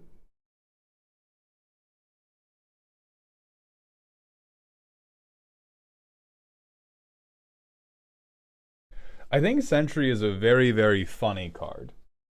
I don't know if I would go so far as to call the mechanic cool, but I think it is drop dead hilarious that he shows up at the table and he's like, hey, somebody shit in your bed. I don't know who it is. Did you know that I'm very good at cleaning shit out of beds? Sentry.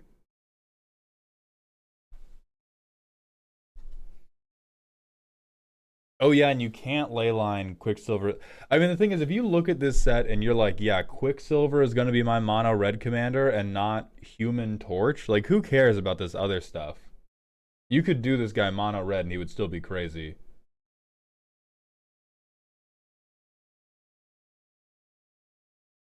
So this seems like mostly pretty safe designs that are meant to be like, hey, you like Marvel? Come build your Marvel deck. Come here, jingle jingle. Jingle jingle jingle. What would you do with that donut the one Quicksilver is holding? Eat it? It's a donut.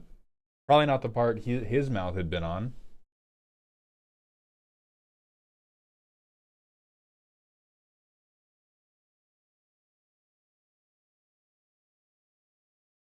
This is getting arena only version, same as Spider-Man, right? I do not know. I do like the idea of devotion matters on stuff outside of your board. Widow is kind of killing me. Yeah, the Black Widow art is a cognito hazard. This and the thing is, this is immediately going to become the most played version in CEDH just to unsettle your opponents. Darth Rainbows, thank you for the Twitch follow. Welcome to the doghouse, my friend.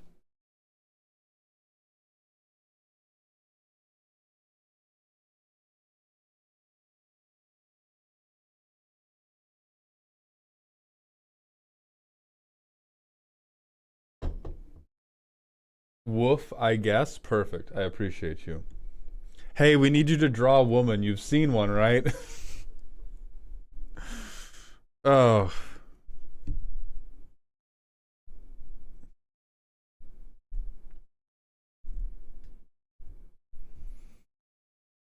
I do think this is a lot of water for the boat to take on in terms of MTG having a coherent aesthetic. Like, I think Final Fantasy fit pretty well, and this one seems like it's going to be more Spider-Man than it is Final Fantasy.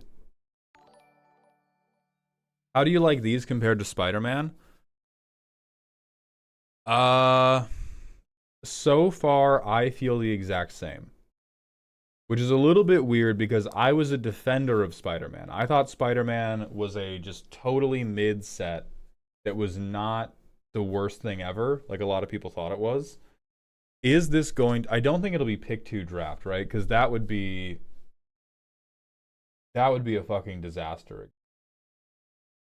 I agree with Nick's assessment. Most of these feel like a secret lair I would skip. I would see pretty much all of these cards and would go, yeah, great, I don't care.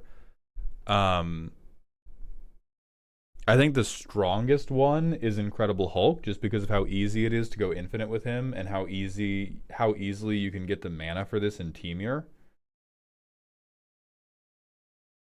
It'll do better than Spider-Man. What's gonna help it compared to Spider-Man is that you get to cover way more properties, so you get to hit everybody who's like, I like the Avengers, I like the Fantastic Four, I like Namor specifically because I'm a little freak. Versus Spider-Man, you had to love Spider-Man. Yeah, the Horn of Greed's a banger. Best card in the set. I might buy this. Fucking toot, brother. This is a bad card that you should not play in your commander decks, and I may be tricked into playing it because of the power of toot.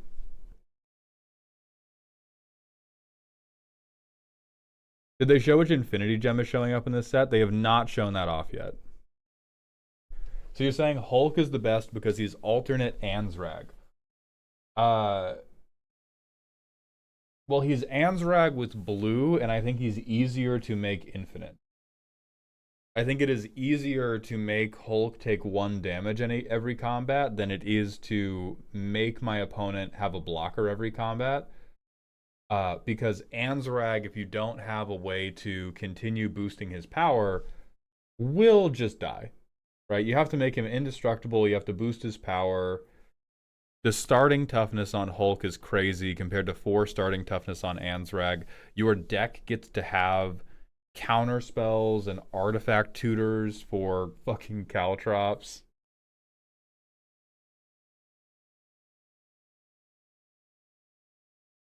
I don't think Doom should be mono black at all.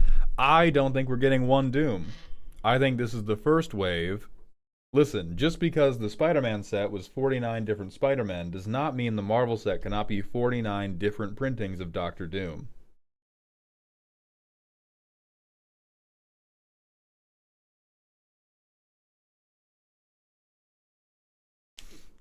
This feels a lot less creative than Avatar, definitely just like Spider-Man. It doesn't feel like anyone did extensive Marvel research for Avatar, which felt much more like the story was more nodded to.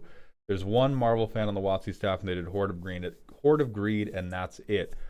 I do not think that is a fair assessment. I think what you are seeing is Avatar was one story told in a relatively compressed timeline, and there was a bunch of bullshit they could either cut out or nod to as they pleased.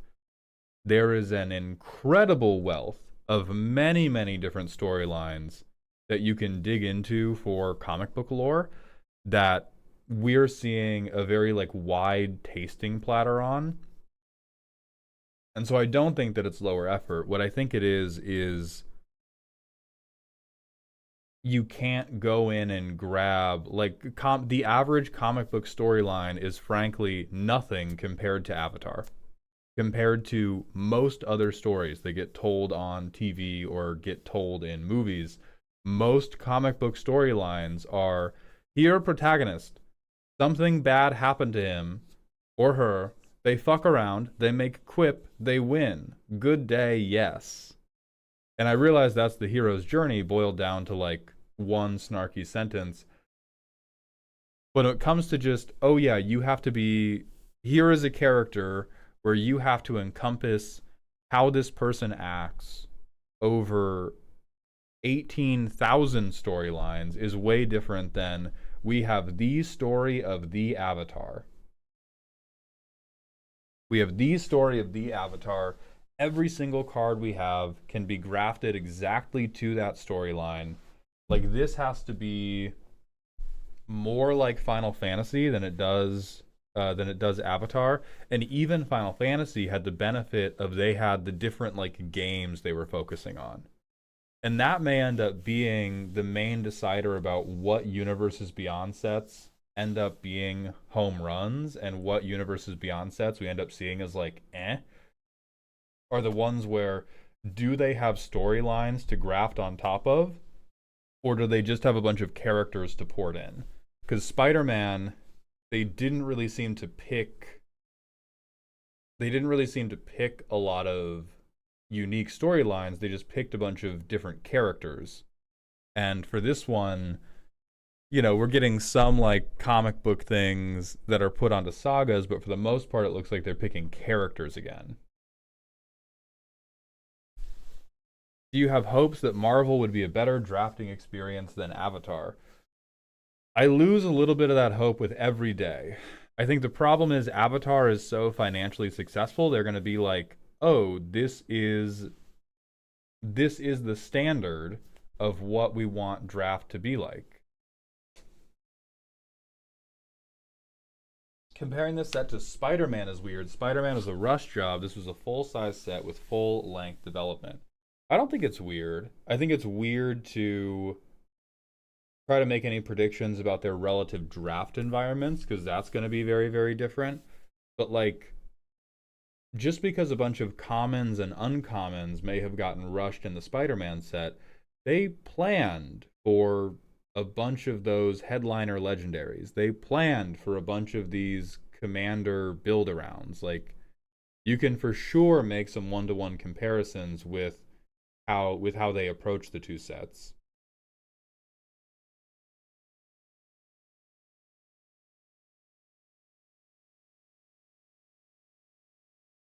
I believe the next set is Lorwyn, yeah. Final Fantasy and TLA are gold standard Universes Beyond, and it's not like this can't clear the bar, it just feels late. This one feels.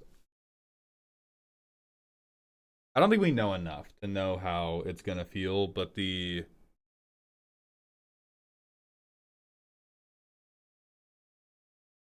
Because I got the aesthetic ick with plenty of the Avatar cards as well. Not all of them.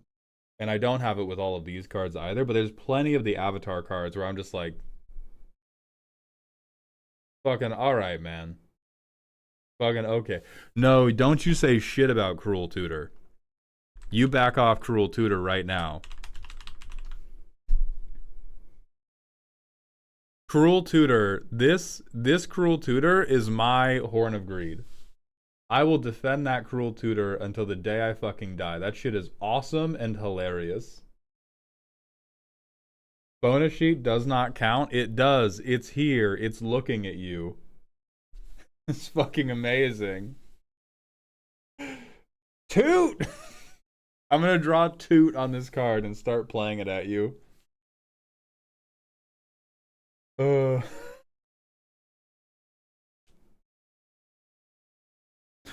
The fucking pixels on his beard, man. I love prolonged eye contact, dude. I love it, Chessabelle. Cruel Tutor for Horn of Greed, a play never before seen.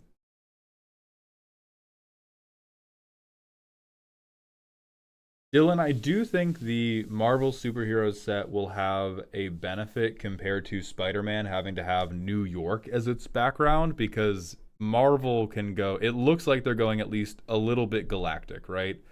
They are, at least in these cards, a lot of the backgrounds are, Quicksilver's definitely in fucking New York, but some of the backgrounds are like more planetary level scale, and I think that'll help it a little bit. I just can't look at you in the eye if you cast Mr. Fantastic with a straight face.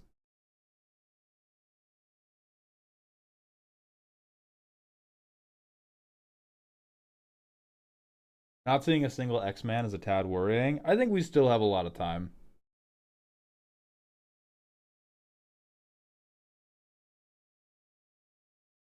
Quicksilver is at least a bank and not this bank in New York City.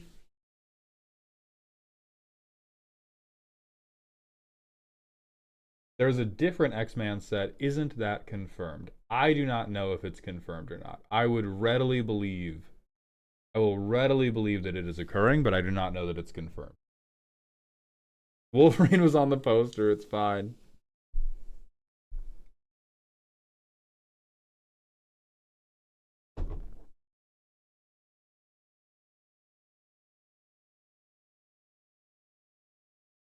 I feel like this guy being 3 mana is going to be not good enough to do anything in standard. Like, three mana to start getting my army of merfolk out anytime I counterspell you.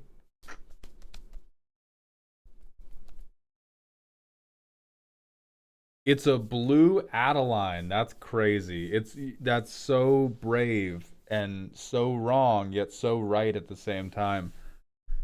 That Hulk card looks like a custom card a little bit, but I think it fits the aesthetic. It looks like a custom card they put effort in.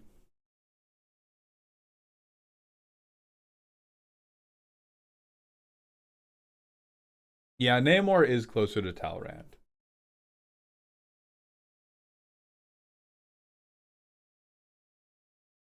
Do you think Namor will be a more ideal Voltron commander because your control spells will help it Voltron and give you blockers? No, I think most Voltron decks that are not Human Torch are DOA.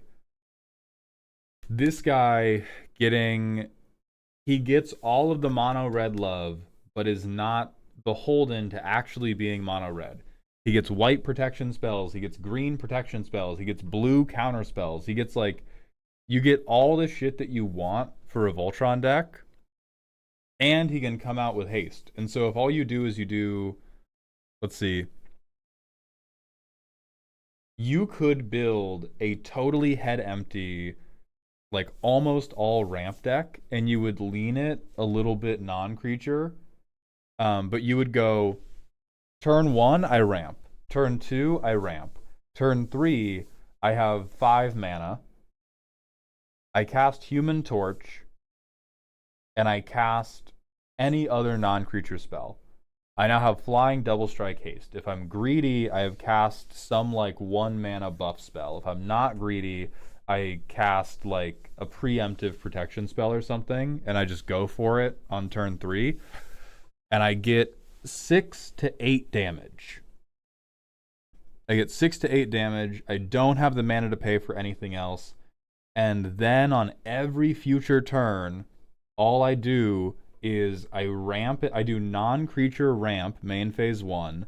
That gives him double strike. And I just shit mana, and my whole deck is like protection and card advantage, and then and like a couple Voltron pieces, and then eventually I pay 4 once I've ramped like 4 turns in a row.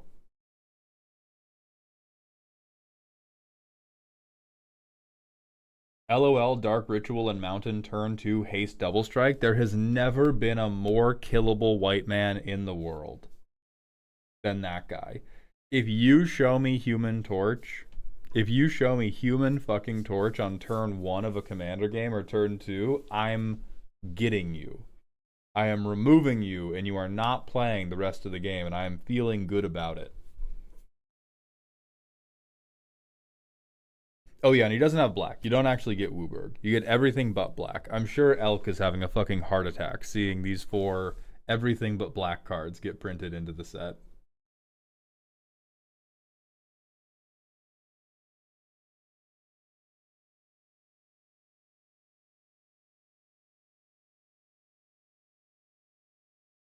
Mr. Fantastic is just bad go-go. Don't say things that are that true. Don't. Hey. He's bad go-go, but also, you get to draw a card at the beginning of combat.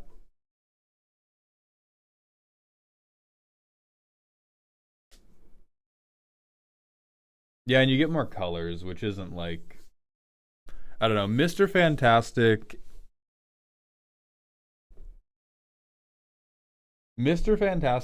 Invisible Woman, and The Thing all seem super underwhelming. I think some non-zero number of people will play The Thing just because they love counters.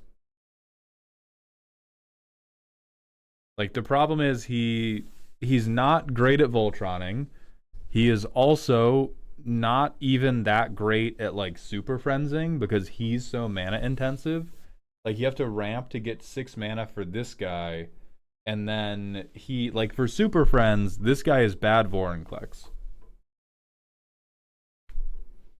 You have access to more colors, so maybe that'll change the equation for them. The Thing is my new oil commander deck. God bless. The last thing I want to think about is this guy oiled up.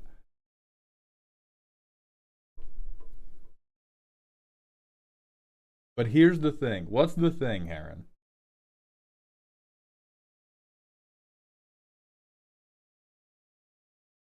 Badger's saying he is the best Super Friends commander because he's 4-color and not complete ass. There has to be better options. What about Atraxa?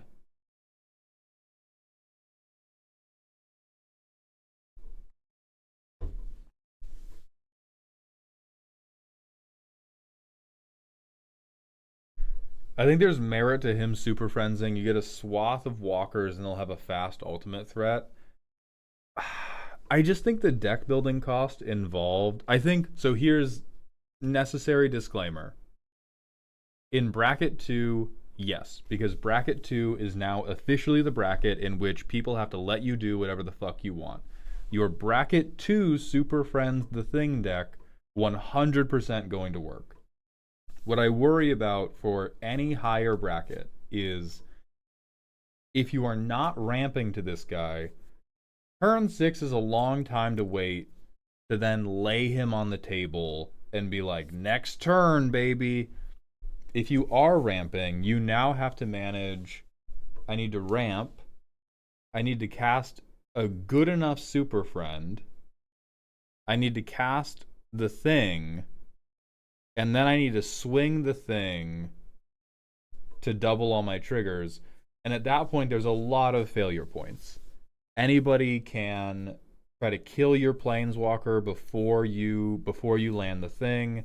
They can do anything to stop the thing from attacking.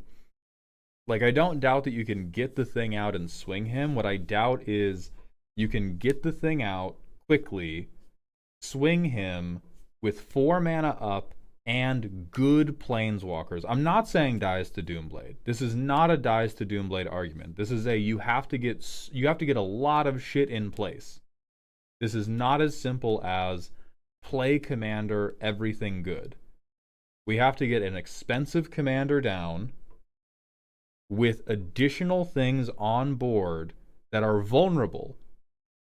And we're unlikely to have a lot of things to protect them because our deck has to be filled with ramp and planeswalkers to have things to double. And then we have to get a sorcery speed thing where we play this and then we pass it around the table, and the table gets to go, can we afford to let them do it? And if they can't, there's a lot of ways to interrupt you. I just think it's very, like, you have to put a ton of pieces together. Because what I hate about,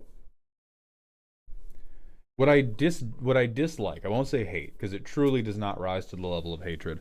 What I dislike about the people who argue against Dies to Doomblade, and Dies to Doomblade is a stupid argument in a vacuum. It is important to talk about how removable your pieces are, but it's also dumb to be like, oh, well, there's a spell in the game that can kill it, so therefore it's bad.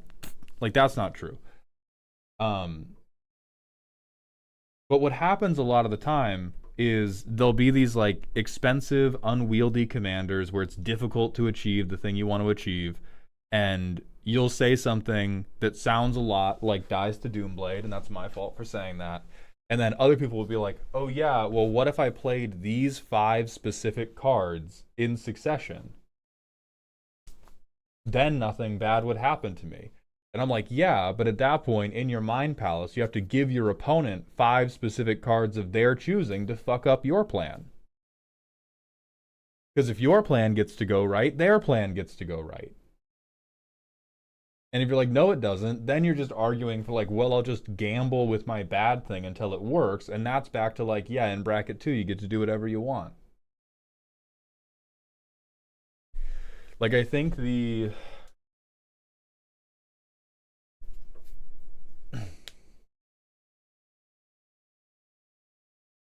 most difficult part of...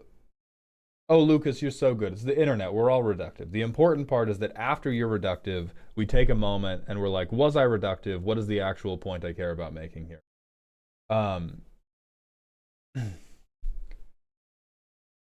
Probably the only way you would get away with this commander is you would have to play the thing with no planeswalkers on board.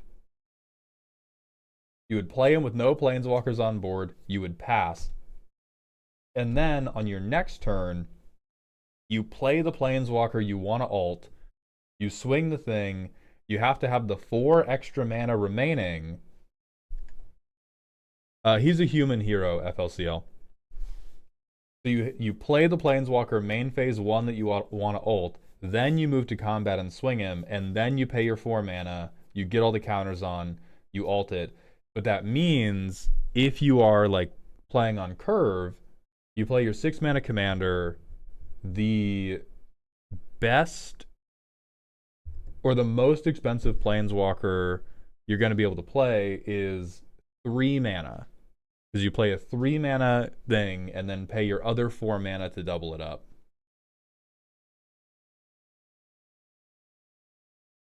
I want to play the thing with the level up cards, not going to lie. Now, there's an idea. Now, you have an, I'm not confident it's a good one, but there's an idea. Are there any 3 mana planeswalkers with ultimates? I don't know. And that's part of what's tough for it. Because if you don't do that, you have to play a supremely threatening planeswalker and be like, let me do it.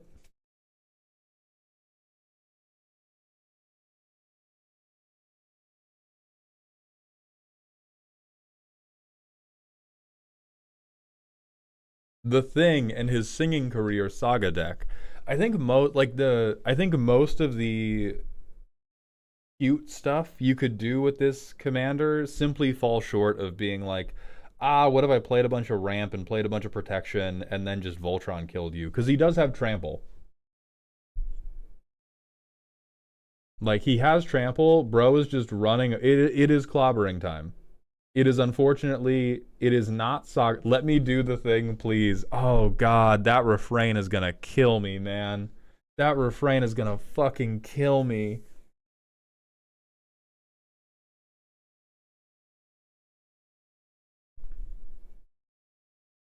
So I think you can bracket 2 Super Friends, and then your problem is you're doing bracket 2 Super Friends.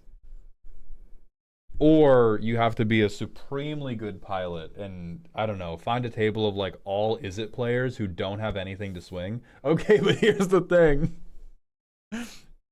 That would be the best comedic potential, is every time somebody goes to cast a spell, you hit them with the, okay, but here's the thing. And you just push your commander at them.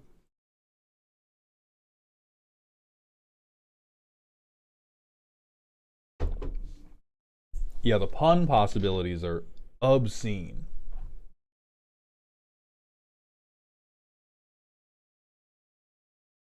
I checked. There are several 3-mana planeswalkers with ultimates. Guac video incoming.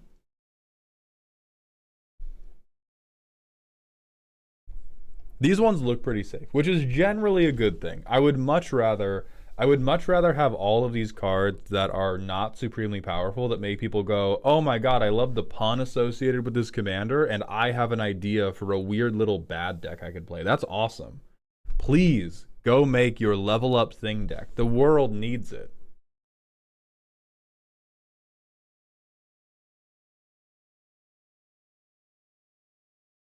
How can I do anything with Sentry? Best I can come up with is using him for keyword soup. I think the funniest thing to do with Sentry is to role play a Nepo baby. I think that is 99% of what you can do.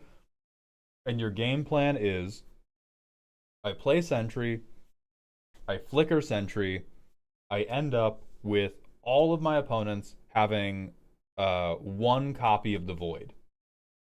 And then I watch them kill each other, and I stand there in this pose, and I repeat the phrase, I'm helping, as many times as I can. As many times as possible, I say, I'm helping, as I watch the table get killed by my own action. And you can do other stuff that plays into this hit everybody but me thing. But like, for the most part, you just have an ass beater who speeds the game up.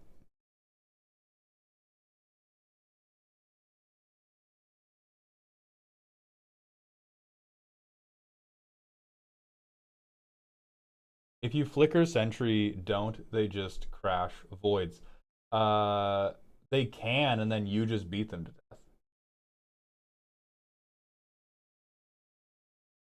But after one rotation, you get into the Rendmaw situation where you go, like, let's say it's start of my turn, everybody has an untapped Void. I swing, somebody blocks. This wouldn't even happen mathematically, but just bear with me.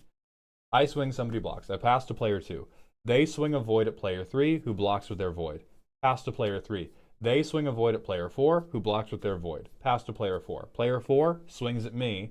I block with Sentry. We go to my turn. Every Void is now tapped. I hit whoever I want. Pass to player 2. They untap their Void. The other 2 Voids are now tapped. They are now in a situation where the table could band together and say, we're all going to hit against the Sentry, But that just leaves them in the same situation of now Sentry beats you to death. So you are handing out knives.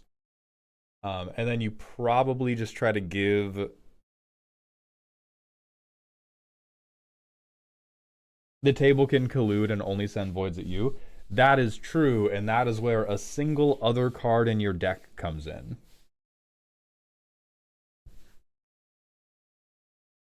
Yeah, the void does not have vigilance. Right, one ghostly prison effect, and the collusion is falling apart.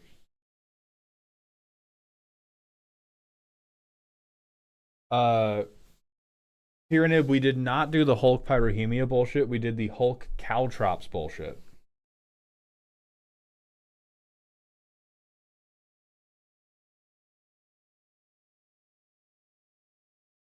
The problem comes if they focus removal on Sentry. I mean, if Sentry's the biggest problem at your commander table, you have other things going on.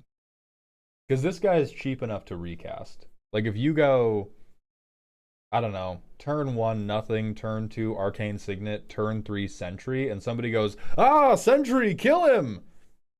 You're going to have him back turn 5. And if they kill him again, I don't know what the fuck is happening at your table, but they need to have more hardships in their life. Right, he does have Indestructible, and so that does cut out a fair amount of removal in the game. I know all of the, like, good removal is exile instead of kill, but like blowing an exile removal spell on this guy the moment you see him has got to be some of the clean worst threat assessment I can imagine.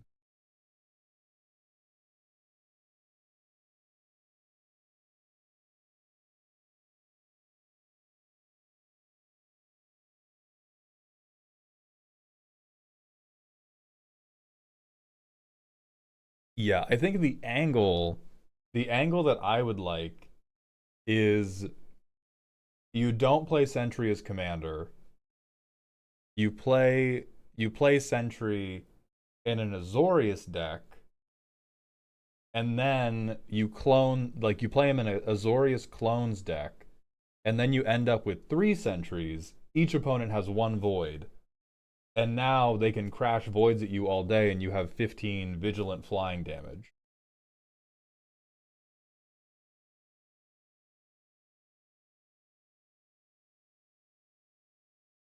Yeah, plus you'd be planning to flicker this guy anyway, and so you could use flicker in response to the removal, and then you're fine.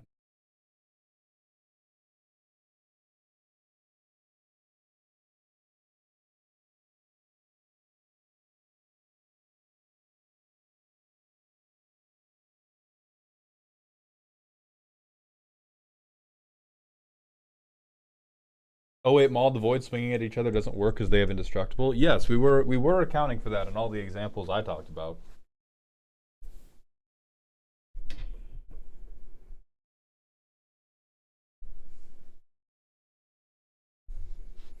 Oh, I can smell Zeke cooking something, and it smells so fucking good. I'm getting distracted. All right, are there any other crazy ones?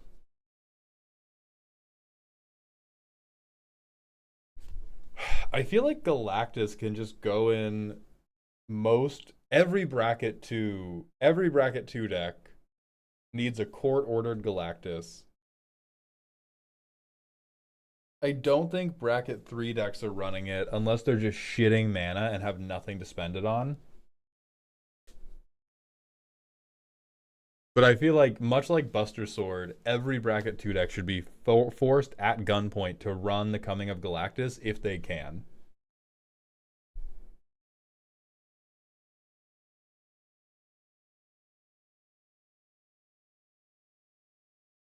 World War Hulk is extremely cute. It's not very good. So many bracket 2 nerds are going to complain it's mass land denial. Probably. I see more people defend an imaginary victim of mass land denial than I do see people talk about Palestine. And it's a little bit demoralizing. But like so many people, when they talk about mass land denial in Commander, they don't even talk about whether it's mass land denial or not. They just talk about like, oh, well, somebody else might think it is. Well, my friend Todd would call this mass land denial if you used it on him. And it's like the card Thundering Eruption. Bro, imagine taking 16 fucking damage to the face and being sad he killed your mountain. Exactly. Exactly.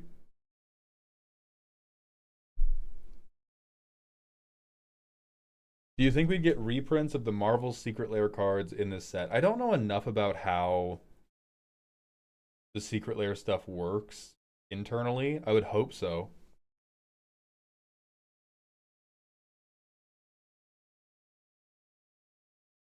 Yeah, Zemo's neat. People are going to try some really dumb shit with Zemo. I look forward to the Veggie Wagon video for Baron Zemo.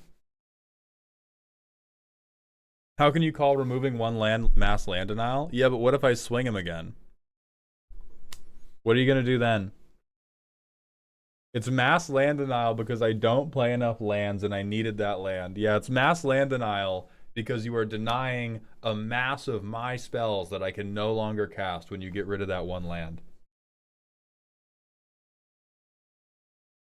Yeah, I'm not a big fan of the set icons. I'm not a huge fan. I'm not a huge fan of the set icon. But that's a relatively small gripe.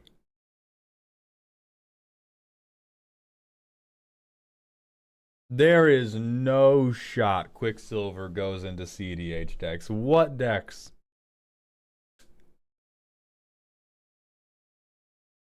Because this guy is like stone cold useless if he's not in your opening hand. What deck is running so free with the cards they play that you're like, yeah, I could take a dumbass. Anything running Mox Amber? If you're running Mox Amber, shouldn't your commander be relatively poopy to begin with? Worse Ragavan is gonna do numbers, surely.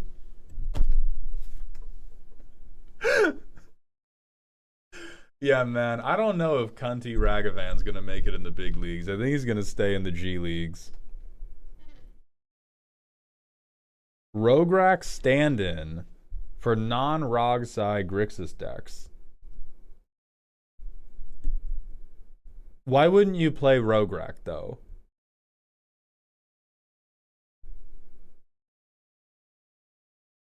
I realize I sound like a crazy man.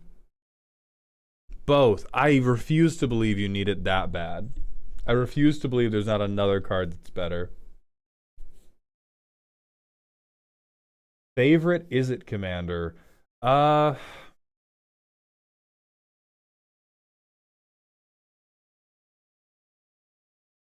think right now it's Vivi Stompy, which is different from how everybody else plays Vivi. I'll tell you, I was almost interested in Emperor of Polymecia because I filmed a roast for this, and this was one of the commanders where I filmed a roast and I was like, oh, that's kind of cool.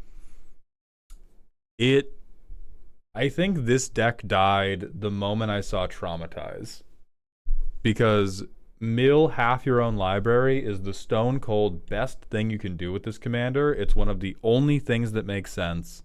And there is not a different compelling gameplay pattern I can do that would make me feel like I'm not being condescending if I didn't play Traumatized. Because if you play Traumatized, this is just a like bad combo deck. It is a, okay, if I flip the Lord Master of Hell, or if I get to the Lord Master of Hell and I cast Traumatize, I win. And if you don't win, you very bad deck, I'm sorry to say. And that's just not very satisfying for me. And I think you don't have to run Traumatize. Like you're not mandated by heaven to play the best card. But if I'm going to specifically avoid playing the good card, I want to have a different compelling thing to do, and I don't think Emperor has that. It's just like, oh, what if I played expensive cards? And that's what I do with Vivi already. If you were going to film a roast of one of the Marvel cards, which would you lean towards? All of them. I love money. But not all of them. This guy fucking sucks. Are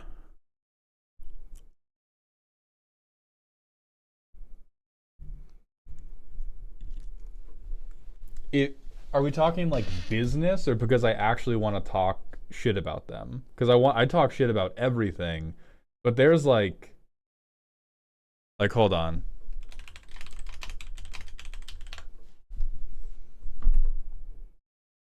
Like, this man bought groceries.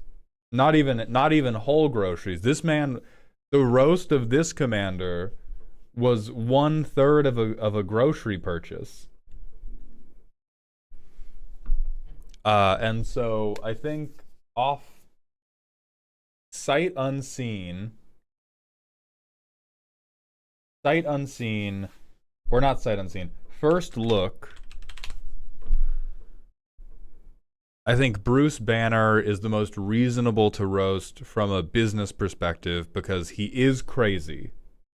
He is crazy and he is strong, and I'm sure plenty of people will play him and be like, oh my god, I've just discovered this insane card called Caltrops. I think Namor is a bit funny. Atuma is incredibly whatever.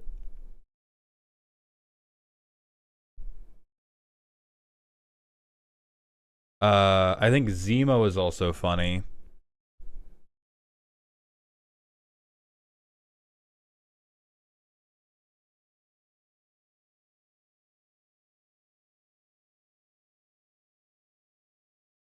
I could probably do like a rage bait video about Doctor Doom. Everybody gets really mad when I say cards aren't very good. And so Doctor Doom would be my like, listen man, this guy fucking sucks.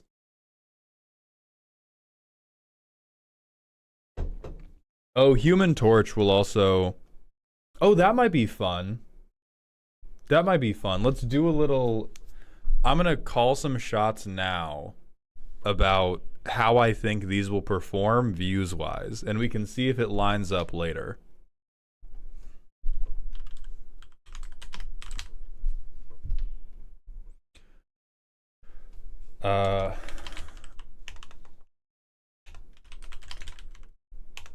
Marvel spoilers. I think the best performing one would be Bruce Banner. I think the next best performing one will be Human Torch.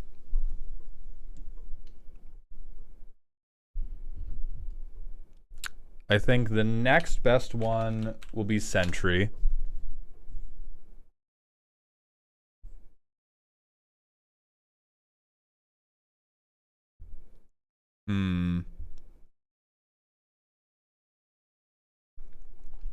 I think the next best one will be Doctor Doom.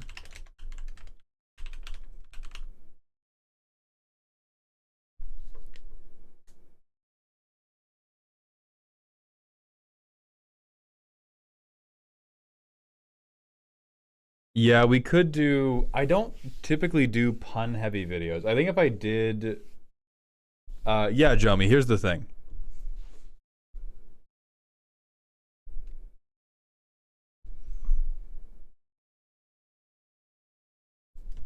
I don't think the thing will do very well.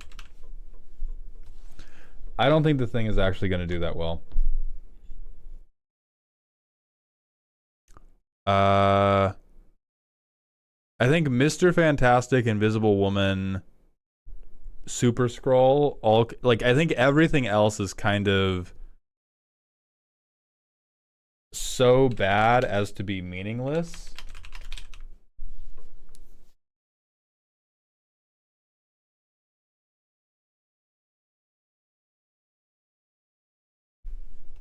So I think this will be the stack order for these 6 videos, and I think everything else will either not get a video, or the views on the video would be just whatever.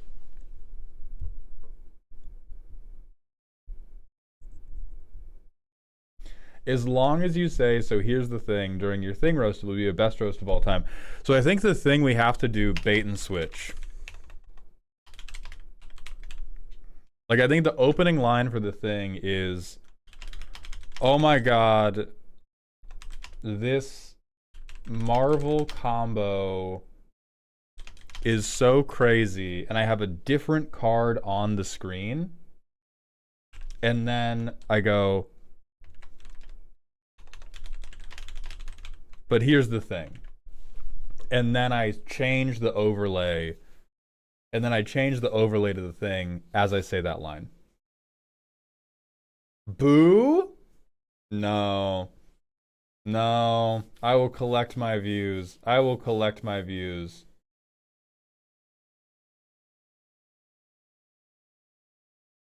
Yeah, I will collect my views from the wreckage of comedy. From the wreckage of what comedy is, fake out with Hulk.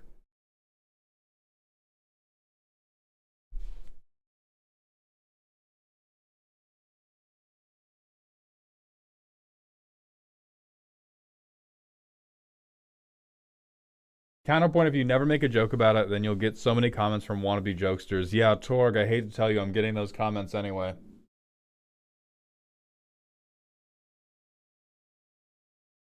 Can I say that some of these Doctor Doom and Sentry don't look so cool because they do something very similar.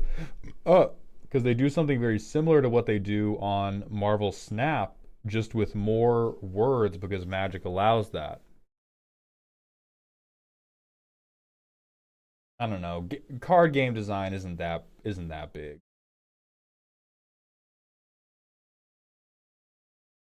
You should switch it up and do a mega roast of the Fantastic Four. How maybe that can be your 10-minute long form video. I am going to try to edit this down myself to some like smash cut and put it up later.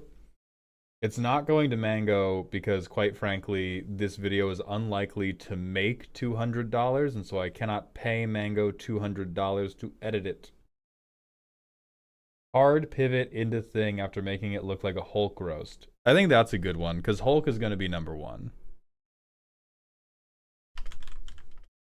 So I do Hulk combos so crazy, but here's the thing.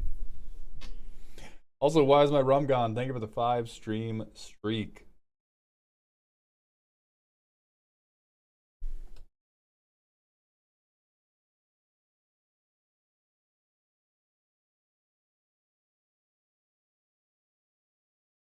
Somebody also asked, what is the order of these on how excited you are to make the video versus how well you think the things are going to do?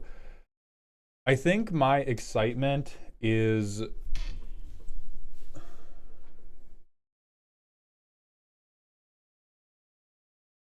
I'm becoming more excited for all of them because I'm getting better at the comedic aspect of it. So I am getting more excited for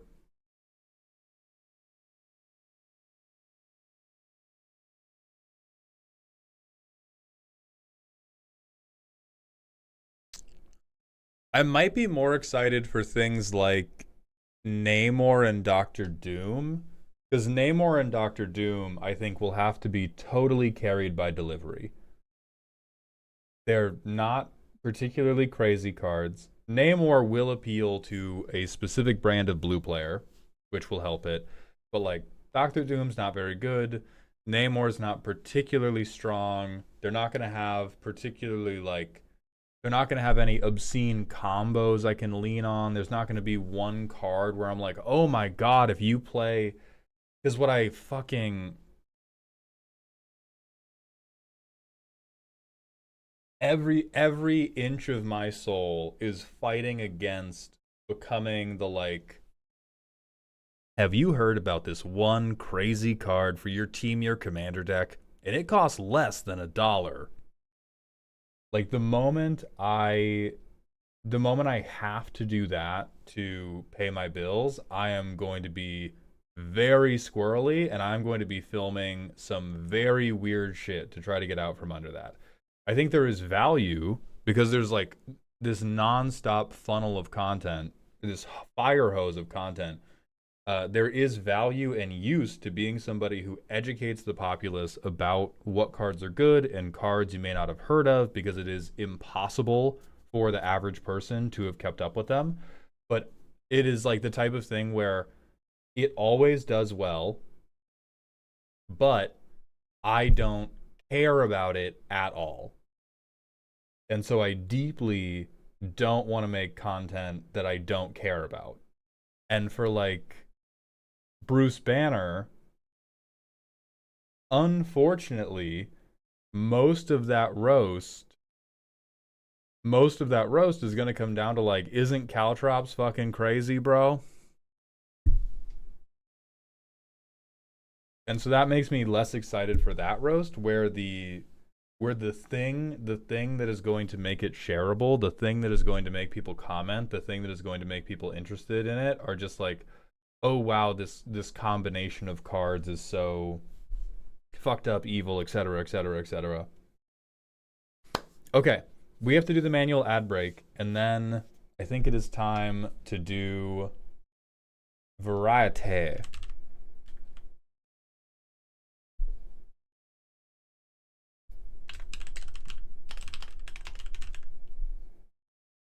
So I'm going to hit a quick ad break, use the bathroom, and then we will return and we are going to try out Mini Shoot Adventures.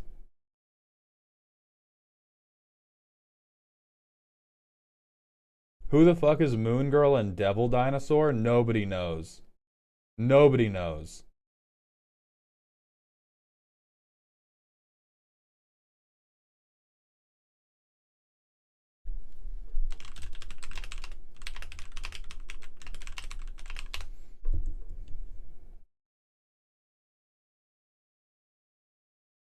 Another day, Wuthering Waves. Another day, new gotcha game. I mean, I'll show both, Memo Wolfie.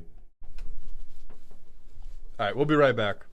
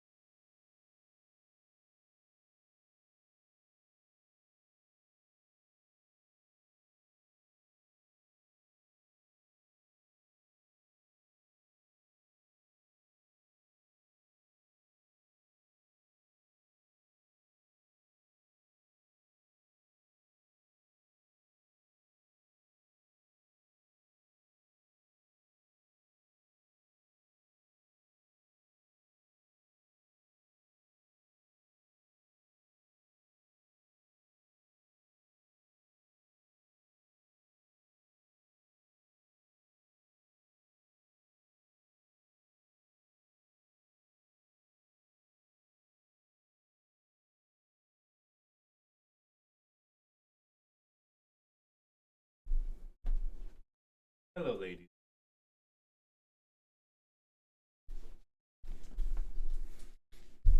How hard would it be to get you to play a game I think you would like?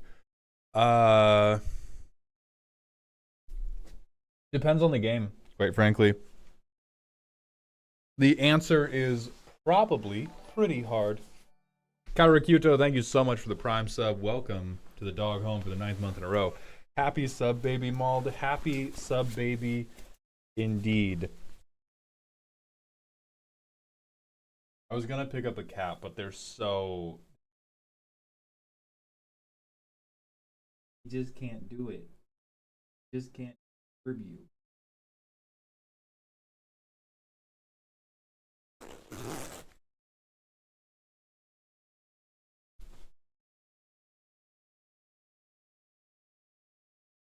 World of Horror, extremely unlikely.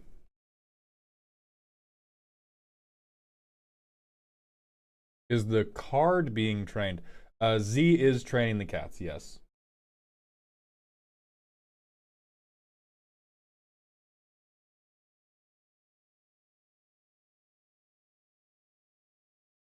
All caps, World of Horror, are you kidding me? Mothman, what did you try to unleash on me, buddy? You tell me the truth right now.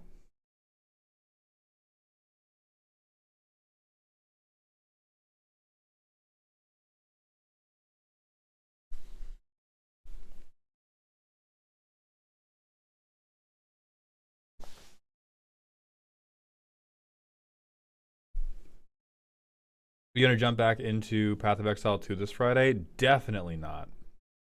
100% not.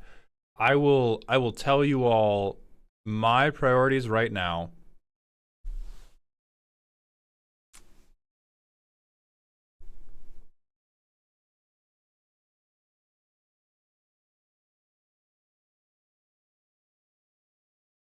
My priorities right. Why are we on fucking?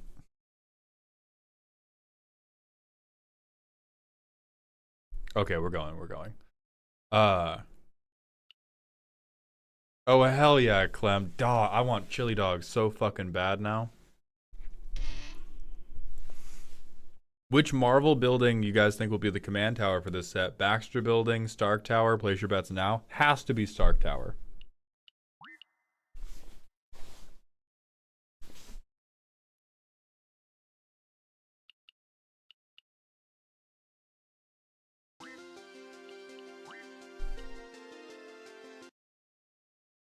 Let me make sure this is not blaringly loud. No, that's fine. Okay.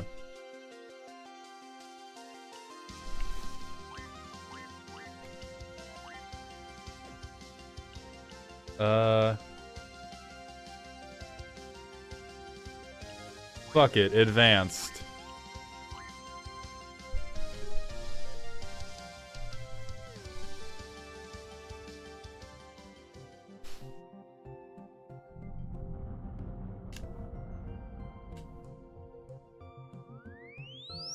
I fear Loki is just gonna be a clone, but maybe they hit the gritty and it's a cool clone, perhaps. Voice of Madness, this is called Mini Shoot Adventures. I am not sure what it is. Cecil keeps saying it's a twin stick something, but I don't know what that means. The kitten is reaching for me.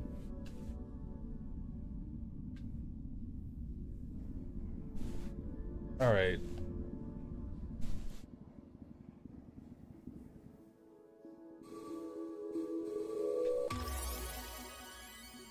Okay, how do I...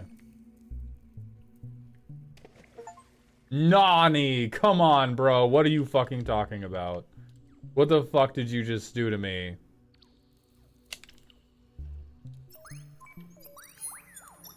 Okay, I can hit the gritty.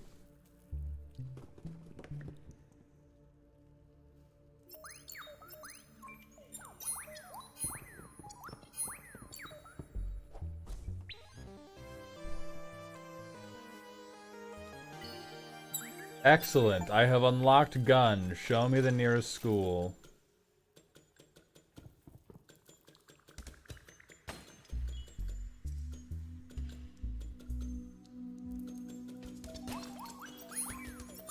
I'm R2-D2ing all over these bitches. To defend it! You fucking maniacs! My god. Who better? That was a bad joke. I do apologize for that. I thought I was gonna line up a good little, like... I thought I was gonna line up a reversal, and it did not happen. So I'm gonna own that. I apologize. Say that first next time? Right, but the bit I was going for was the reversal. You have to try it. You have to try it to fuck it up. Jace's cat, you laughed. I'm glad. Alright, I'm glad that there was comedy for somebody.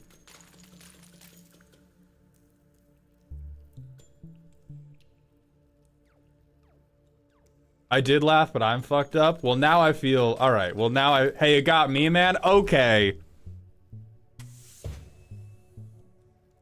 Say it again, I was on my phone? No.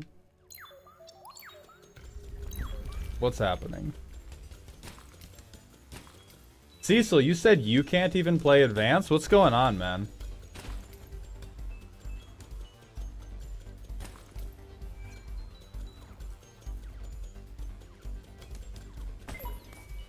Oh, I'm being flummoxed. Oh, I'm being flummoxed.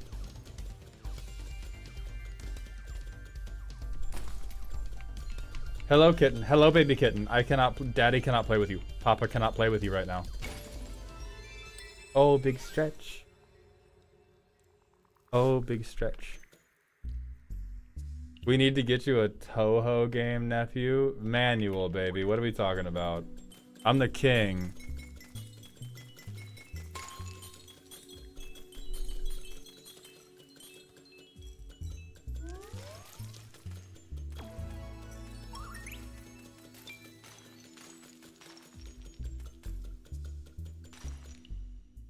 Yeah, baby girl.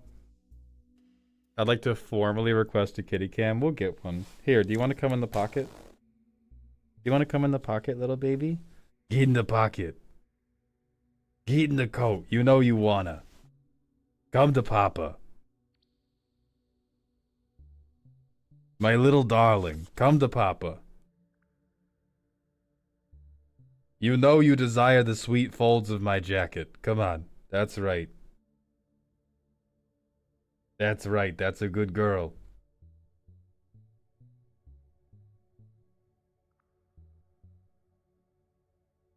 That's a sweet baby.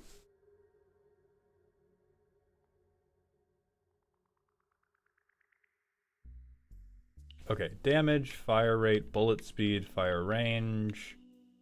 Well, I'm never going... Oh, I'll do fire, I guess.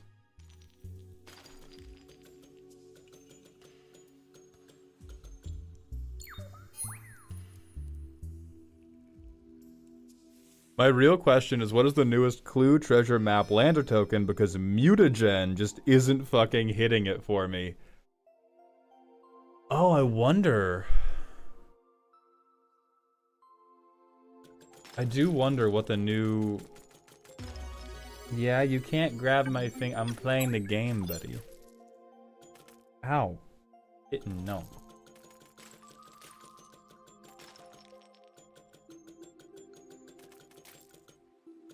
Plan tokens, calling it now. Oh, that's true. Plan could be the, like, sacrifice this token, surveil one, draw a card. Yeah, oh no, I said it and I immediately was like, yep, that's right.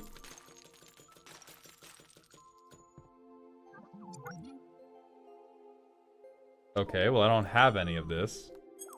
That's kind of fucked up of them.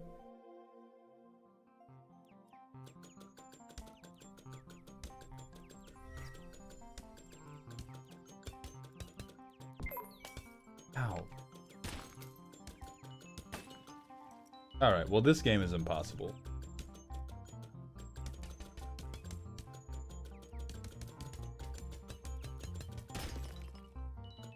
My guess is connive tokens. I think that's a fair one. So I need to get in there.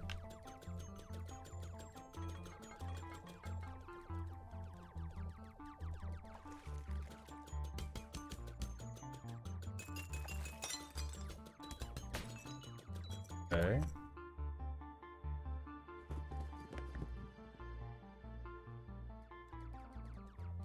It can't really be strictly better than a clue. I mean, we'll see, dog. You keep saying that.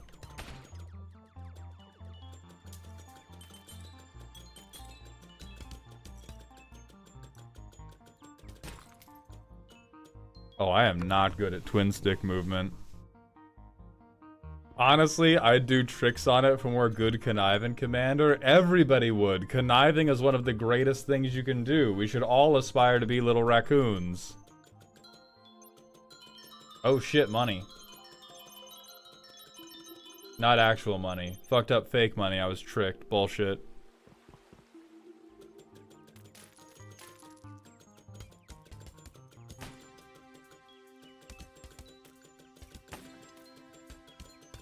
Get fucking styled on, idiot.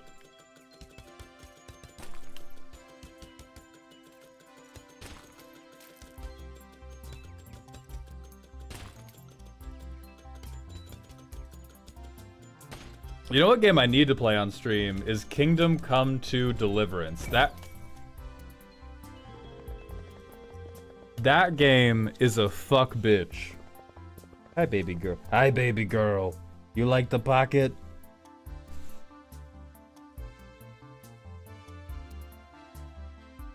So what's stopping you? Money!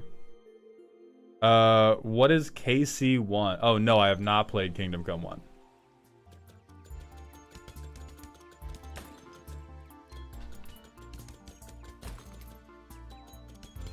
You know what you need to play on stream? League of Legends? That is also true. Okay, so I am merely a cute little guy, but I am more violent than you. Yeah, little baby.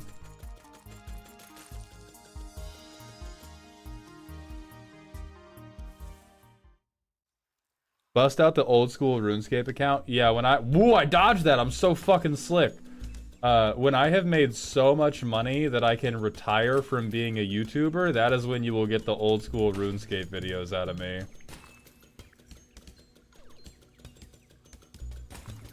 What if I played an idle game that was in fact totally active?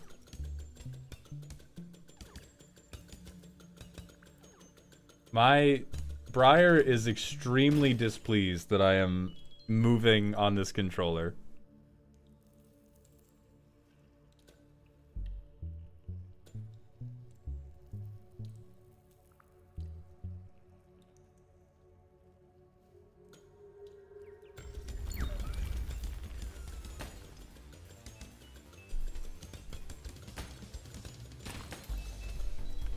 Alright, easy, easy. Don't look at them. Don't look at them. Don't look at them. They can't hurt you. Don't look at them. You can't hurt me if I don't look at you. You can't hurt me if I don't look at you.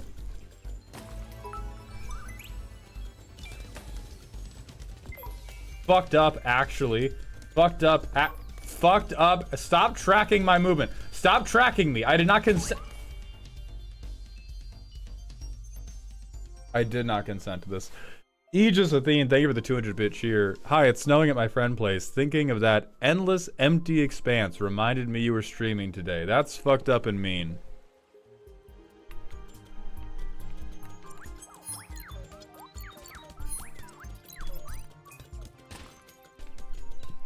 Okay, okay, okay. I'm doing tricks on it. I'm doing tricks on it.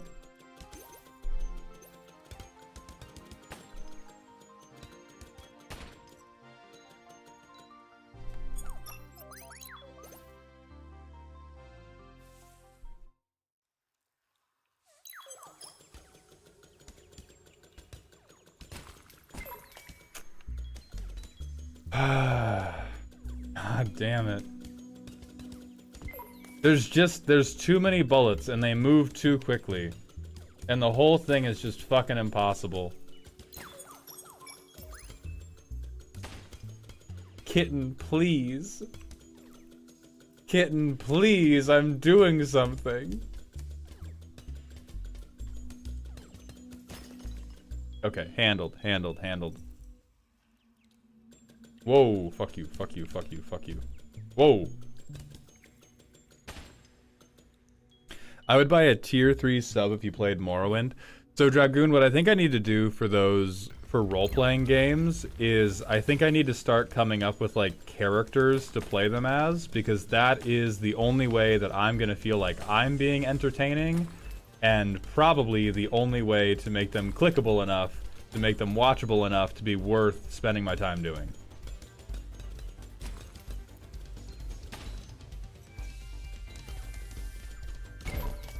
I don't want a speed upgrade, Cecil. I want the damage. You know what? Give me damage right now. FLCL, this is called Mini Shoot Adventures.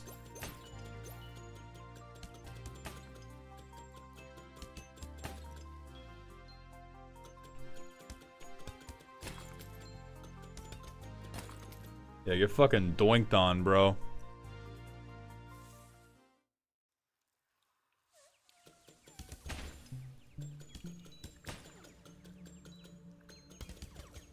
God damn it, man. How is this happening? I have a damage upgrade. Won't you people listen? Listen to me. I do more damage now. God damn it.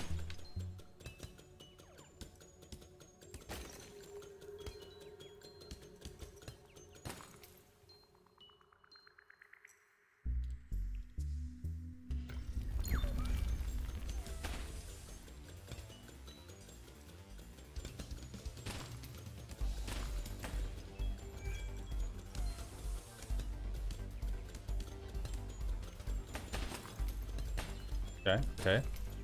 Okay, keep it tight, keep it tight, keep it fresh, keep it moving. I am the birthday boy. I am the birthday boy. I'm bigger. God damn it.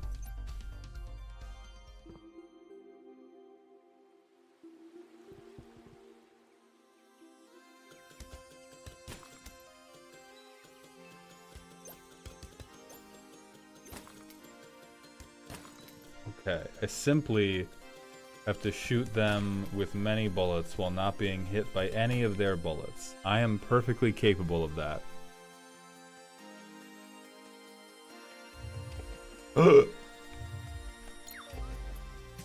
You tricked me, you bitch! You got me killed, you liar! I'm never trusting you again, Cecil.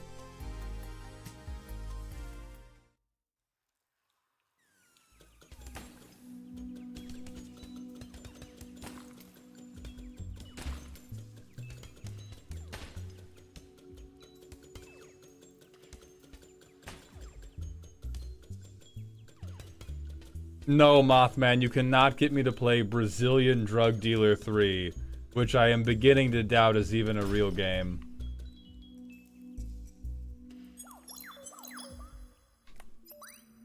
I tried... God damn it. Dylan, that's your fault.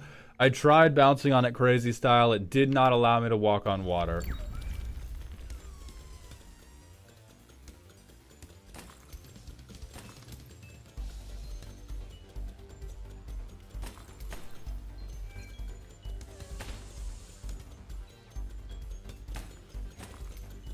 You're fucking sniped on, loser.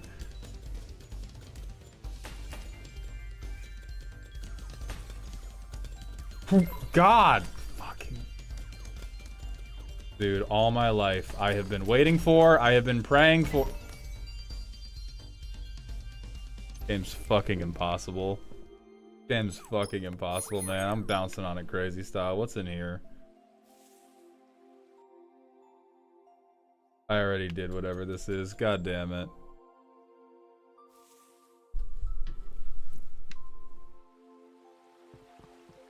Will you be joining OnlyFans Season 3 TBC?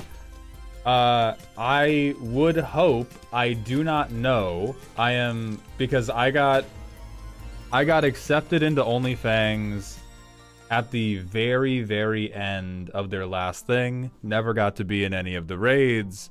Never got to be in any of like the big events, and so I am hoping that my... That's your fault.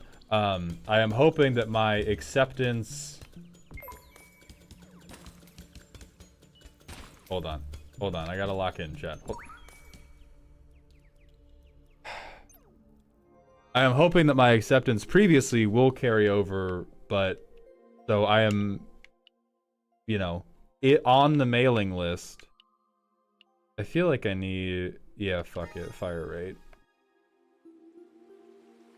I am not locked into the respawn screen, Arcalite. I am a little bit locked into the respawn screen. We're just farming. We're just grinding.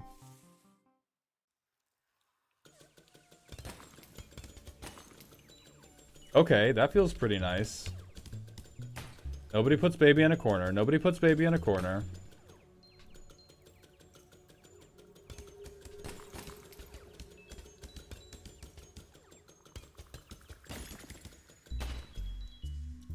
Okay.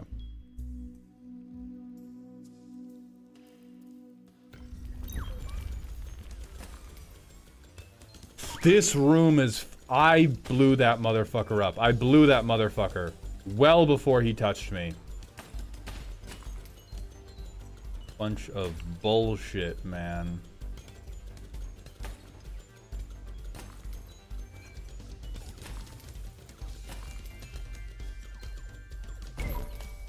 They're so fast, dude. This is the unbeatable room. Wolfmania, this is called Mini Shoot Adventures. It is a variety game we are playing as part of a subathon redeem from a subathon we did a few months ago.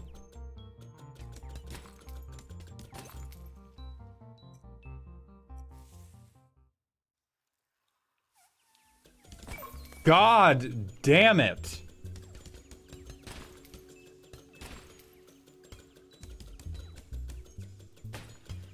I hate games like this, or not hate. Hate is the inappropriate word.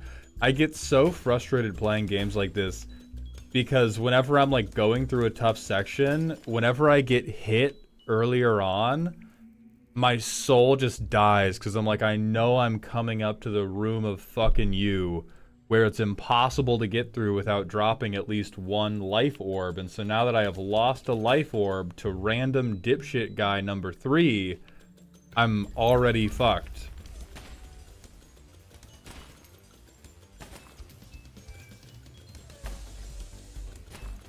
God damn it.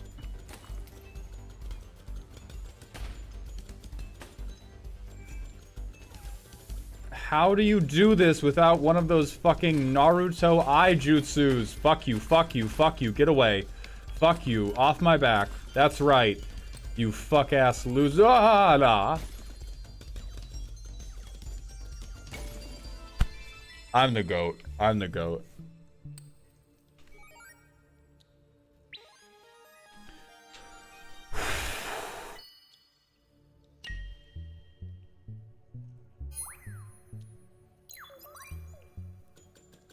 I don't even get anything. I don't even get anything for this. Game is bullshit.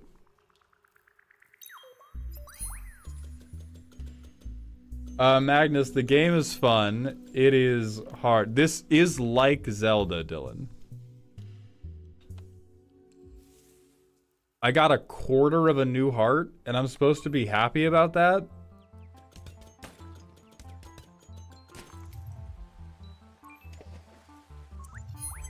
Why doesn't bouncing on it work? Okay, I can't shoot that.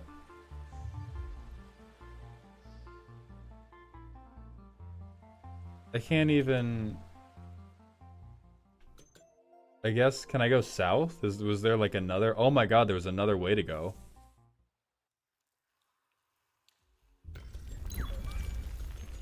Oh god, it's another room that fucking hates me. No, no, no, fuck off, fuck off.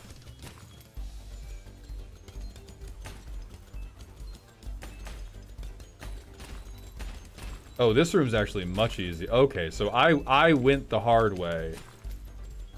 Okay, I talked a little bit of bullshit. I talked a little bit of bullshit, and I would like to apologize. Deviant Fiend, thank you for the tier 1 sub for the 4th month in a row. Welcome back to the dog home. You are witnessing greatness.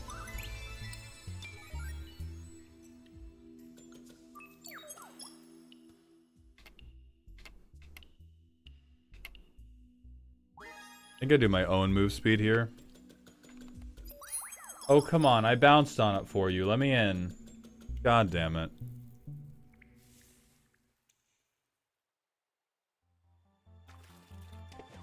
Fucked up.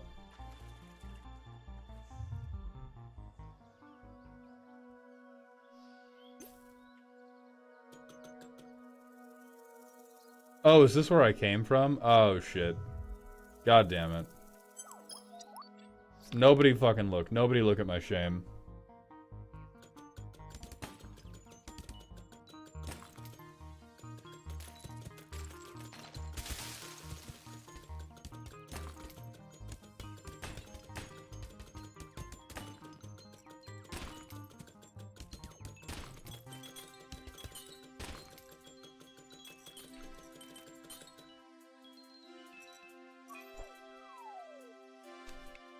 I'm supposed to be a plane, dog. Why can't I fly?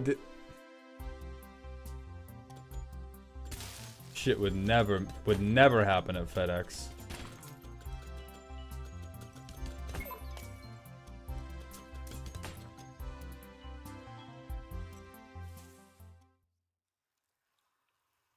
Alright, I am now in a dungeon. I must identify the boss and take his loot as quickly as possible. Whoa, fuck you.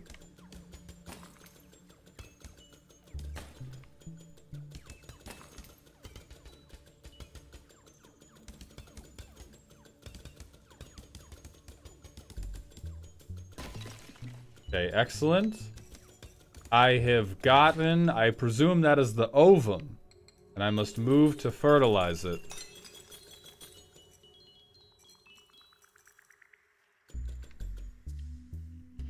Loot mentioned MTG reference.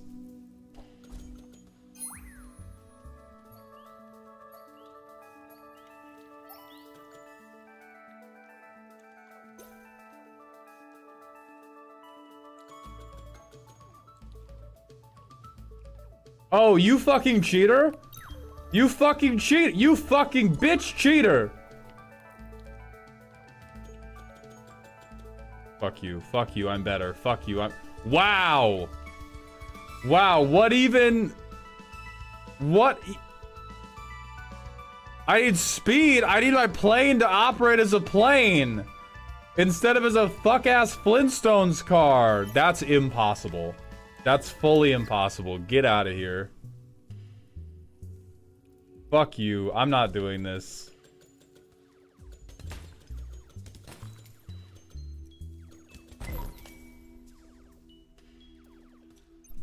This game is ass. I'm all the way back here? Holy shit.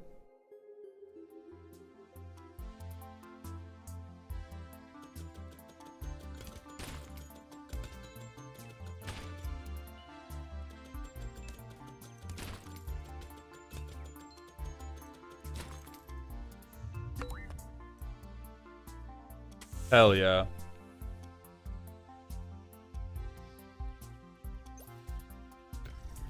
God damn it.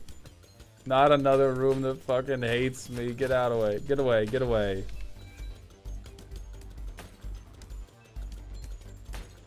Okay, these guys ain't shit.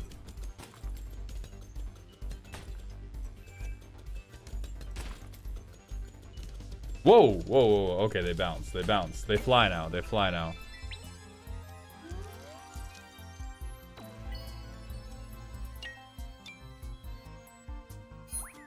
Oh joy, 1/2 of one new heart. Alright, I am not going in the cave of you have to be Usain Bolt to succeed. The other cat has climbed in my coat. God dang it. No, no, no, no, no, no, no, no. I didn't do that. I didn't do that.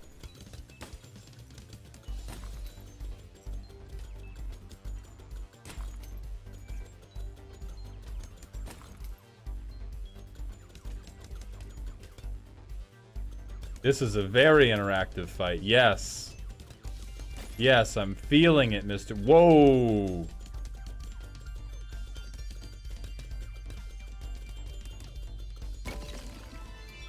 Hell yeah. I'm the greatest. What is this? I have honeycomb now?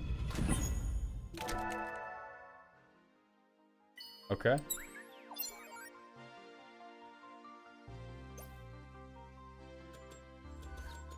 Wowza! Oh, okay, they're big and slow. They're big and slow.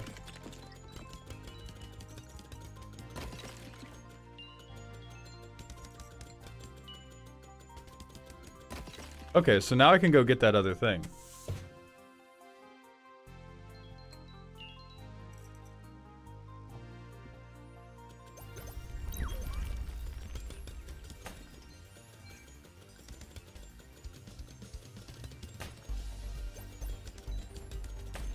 Okay.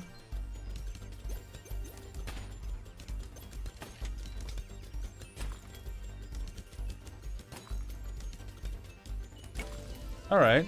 Alright, this isn't too bad. I kind of got it locked in. Now I have AI-based cancer. That's good.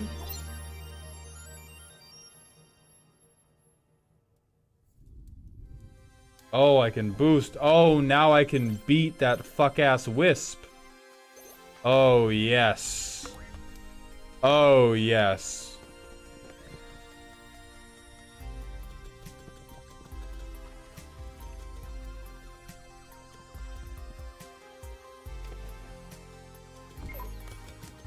Dash is garbage, bro. This is nothing.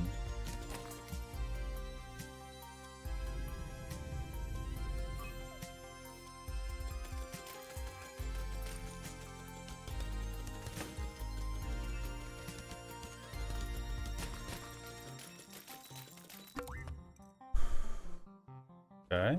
Okay, new cave, new cave. I've been using the boost. I'm boosting. I'm boosted. I am not chopped. I am boosted. Hi, baby girl.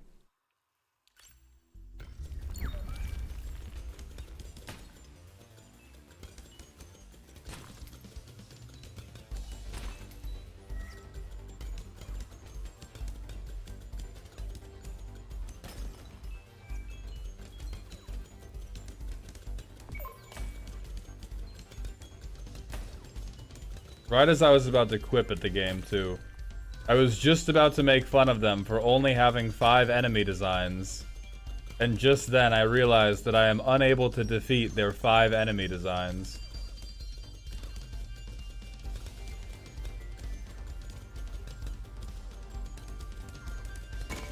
Easy. Easy. Would you ever get a boost in League? No, what would be the point? Like, I don't know, man. There's no desire in me to justify any of my opinions on League of Legends with my rank in League of Legends. If anything, I think your opinion on League of Legends becomes less relevant the higher your rank is. Like, I think if you are masters in League of Legends, I do not care what you have to say about League of Legends. You are too addicted. Me, a bronze shitter who could maybe one day get to silver, I am Vox Populi. I am a man of the people. I understand. I understand what is actually happening in the trenches. You fucking hard-stuck diamond player, you understand nothing. You understand, like, combo sequences and that you hate Fiora. I'm not listening.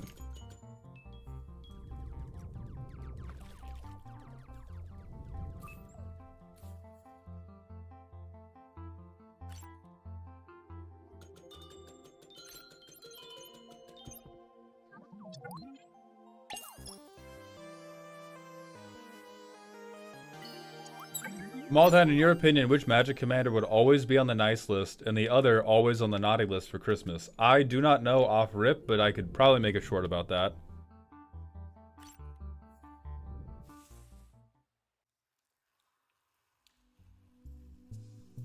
How do I get in here? How do I get in here?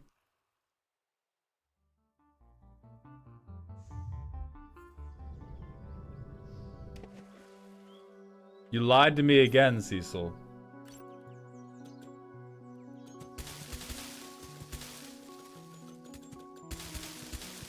Now, thankfully, I have figured it out because I am a genius. You were telling me to skit. As if that was going to be helpful to anybody.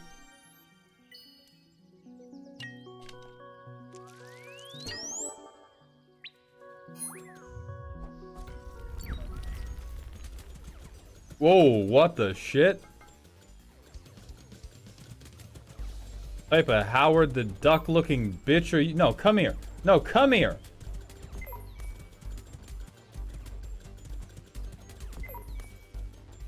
This motherfucker. I hate you. I hate you so much.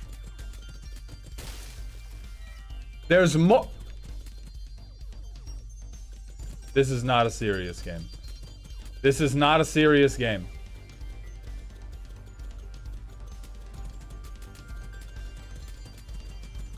This is a game for evil people.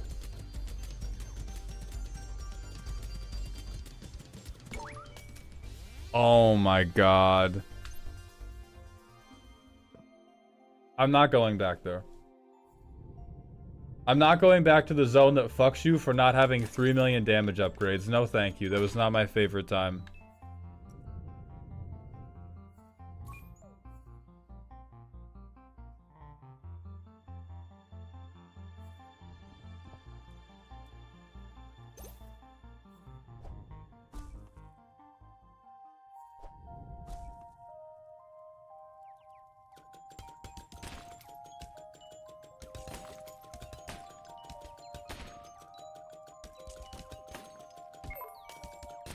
I was doing so good. I was doing so good.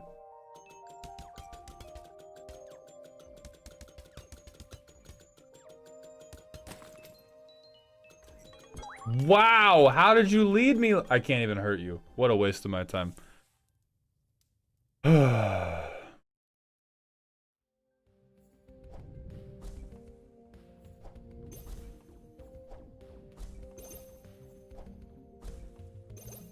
Yeah, I'm presuming those are like little boost pellets.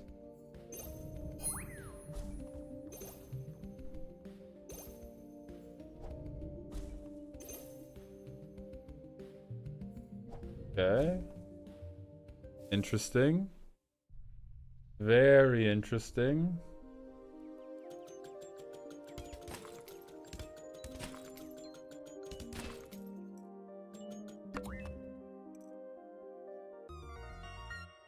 That's it? Okay, there's at least some enemies to grind. Now I am playing World of Warcraft. Now I understand what I am doing.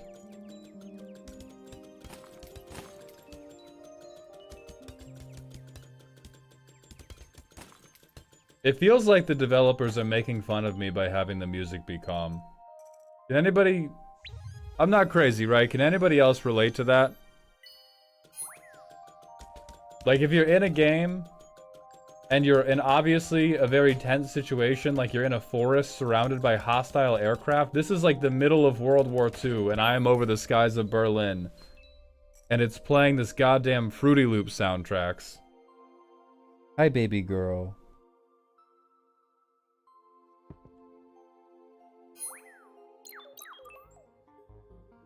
I prefer the Megabonk style where the music gets fucked at low life.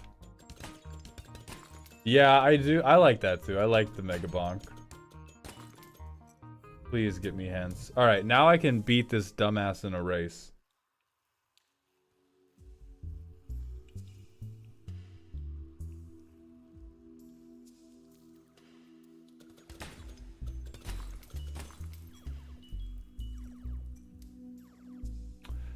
I went the wrong way. Oh my god, I will bleed and perish in the 10,000 fires of hell forever. I'm so sorry. I'm so sorry.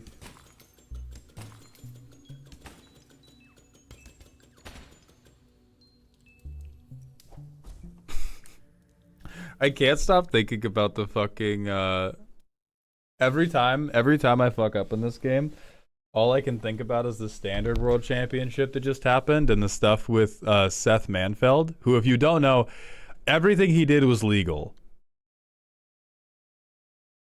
Everything he did was legal. It was just also stupid. There were basically a number of like take backsies that were, again, 100% legal because he asked the judge and the judge was like, yeah, you can do it. And it was a bunch of stuff that you would like, one of them you would have let your friend get away with in a casual commander game. But one of them, I looked to Veggie and I was like, you did that at a commander game that was casual and we didn't let you take it back and you lost. And he was like, yeah, the boomerang one was crazy. And so every time I get hit by a fucking shot, I'm just like, I can't fucking believe this game is harder than the World Championship of Magic. Let me take that back, dude. Subject me to the same scrutiny as a World Championship Magic player. Why am I having to put up with this?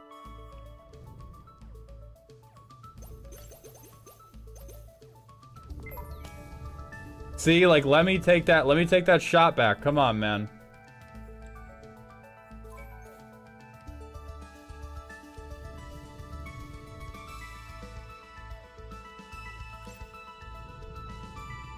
That's right, you fuck bitch! That's right, you shit ass! Cannot stop me.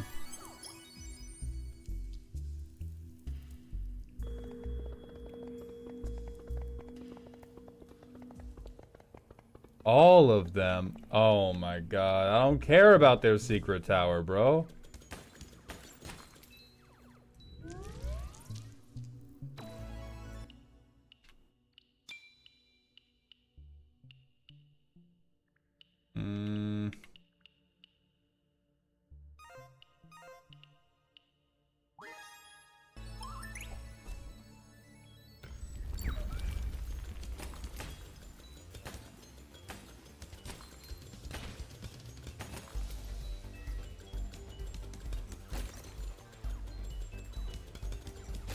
Gosh, dang it. TBH, I prefer it to what happened on the Amonkhet Pro Tour. What happened on the Amonkhet Pro Tour? And I don't think we have to, like, we don't have to comparative suffering poor rules enforcement. Or rules enforcement that is really just, like, upset. Bro, stop. Thank you. Get down.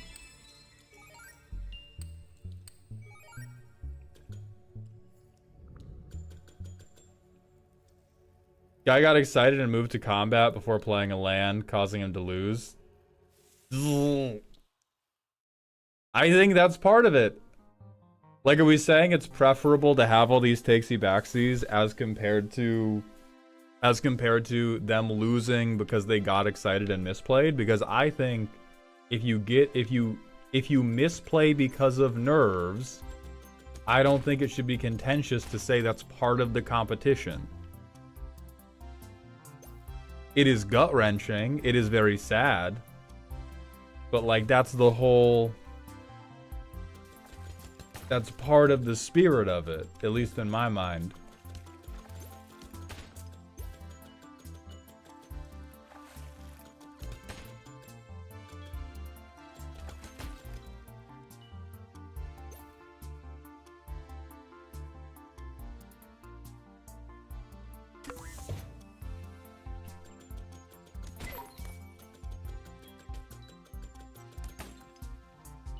I do think if I was the person, if I had lost the Amonkhet Pro Tour because I had forgotten to play my land for turn in main phase 1, and then I saw this, I would be mad as fuck. I would be so upset if I was like, oh, I was held to this standard, but this guy multiple times was just given the option like, oh yeah, no, because like, and I'm gonna be filming a short that uses this joke, and so you have to promise to laugh at it again now. But like, every single one of these situations was them going, Judge, I misplayed. Judge, I fucked up really bad. Can we do something about this? No. I didn't learn any new information, but like I did something, and I realized it makes me lose instead of win, and I would like to win. Like, that's what he did. I don't think you should get to do that. I don't think you should.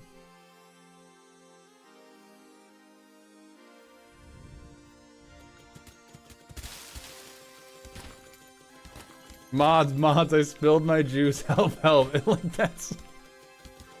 And like, it's understandable that you spilled the juice because it's incredibly high pressure. You're playing a very difficult game for extremely long periods of time. I'm not saying that like, it is not that I cannot sympathize with them making the mistake, but I think getting fucked for making that mistake is part of the competition.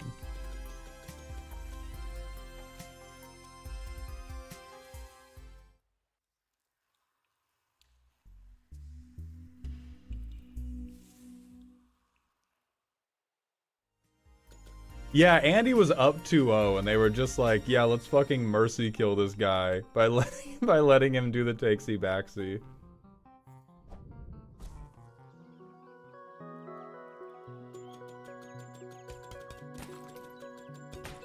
But there was the oh my god, this cat is on top of the controller. You're so cute, lady.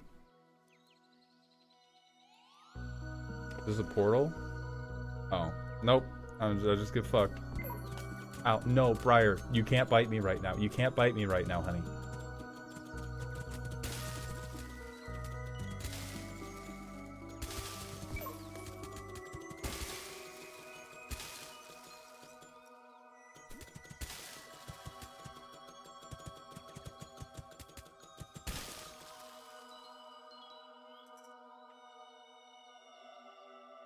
Because, like, I've had, like, the immediate situation that I thought of, like, if I could have my draft games officiated at the same level of rules enforcement as the standard world championships, I would have, like, 20 more wins to my name. When I was watching, when I watched the clip of this happen at Worlds, and I was just like, I distinctly remember a pre-release where I was winning a game, I moved to combat, and I said, swing everything, swing everything past to blockers, and then before they began declaring blockers, I went, wait, because I realized I had like misread keywords, and so I thought my stuff had evasion, and none of it did. They had not declared blockers. They did not tell me like, oh, you know this is gonna fucking like kill your whole board, right? Like right after I said I passed priority, I was like, oh, hang on, I totally fucked this. And it was like, no take backsies, you get fucked, you said you passed priority. And I'm like, at Worlds you get to though? Dude, if Arena had takesy backsies, I'm mythic tomorrow.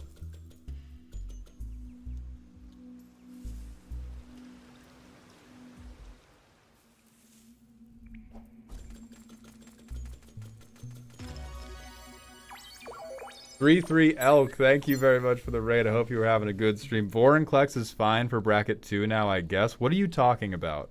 Who told you that? That's not true. That's a lie. That's a lie they told you.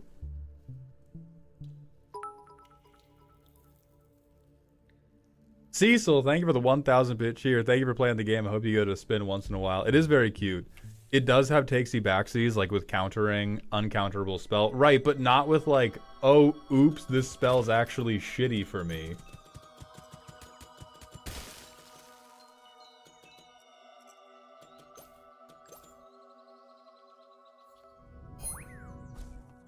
Ooh, yay, a bunch of fucking currency.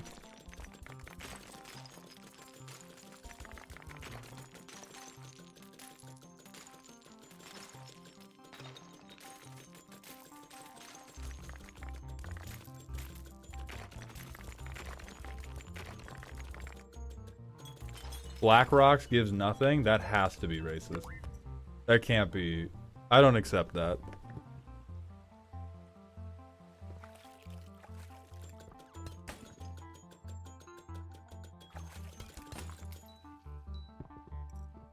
The only reason Vorinclex is not allowed in bracket 3 is because people are playing like 4 to 5 mana removal spells or only 7-drop dinosaurs. SMH. Elk, are you hallucinating again? Are you back on the hopium? Are you back on the hopium about Half-Life 3? I thought we cleaned you up. Have you been playing too much Disco Elysium? Do you have too much ennui in your system? What are you even talking about, Goat? I hate seeing you this way.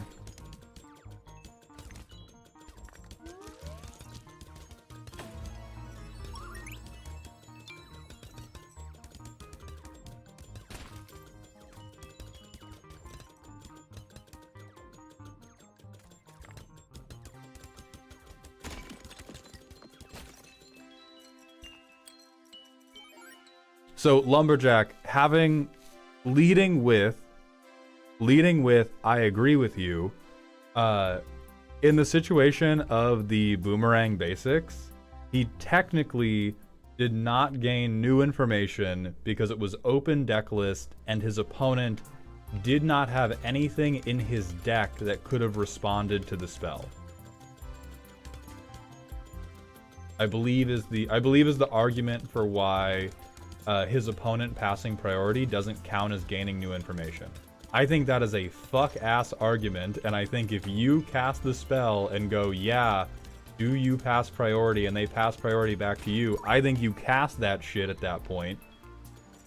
But I think that is the argument for why it's okay.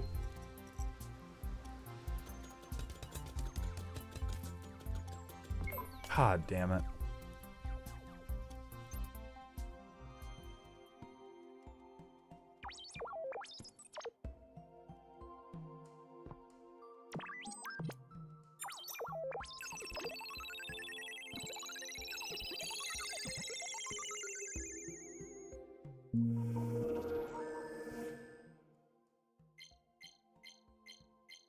Drake, please don't be rage baited by Elk. Elk is 100% rage baiting right now.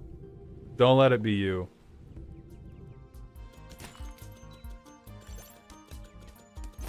Oh wait, I've been through the room of fucking ass already. Come on, man. My real issue is no Iona. You're never getting Iona. You are never getting Iona. You shut your dirty little mouth right now. You clop your cloven little hooves somewhere else. You sing that song and dance somewhere that is not here, you little rat.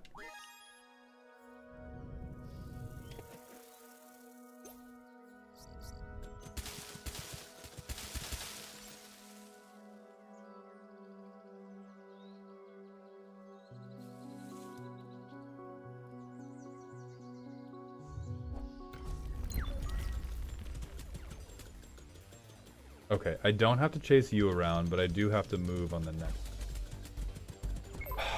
I need, never mind, I'm just dying. I need damage for this guy. This is, it's just too, it takes too fucking long to kill this idiot.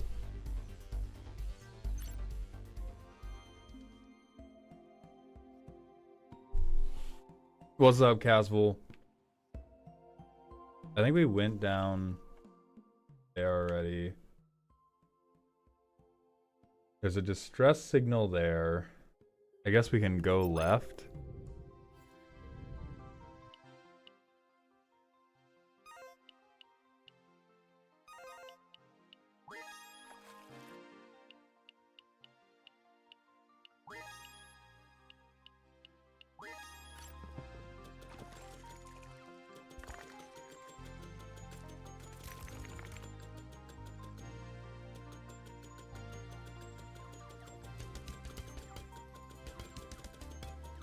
Starry-Eyed, you get priority when they try to move phases.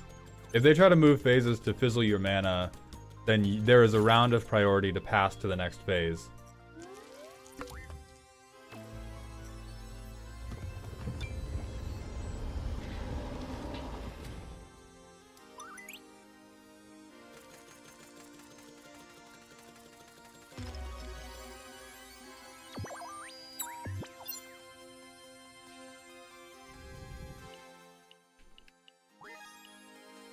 Wah.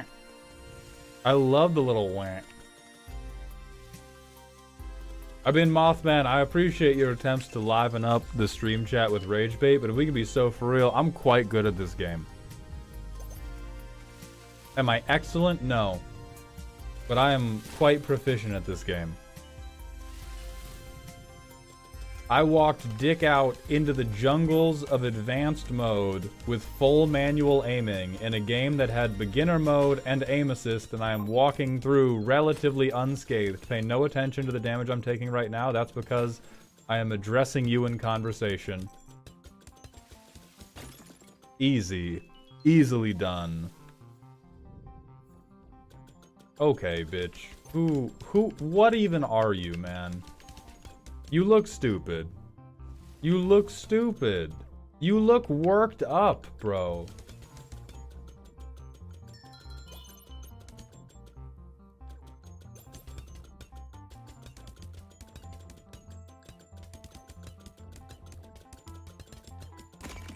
There we go. I'm geeked NGL. Yeah, this is a pretty fun game. It's much better than Disco Elysium, the game that is just Depression Simulator.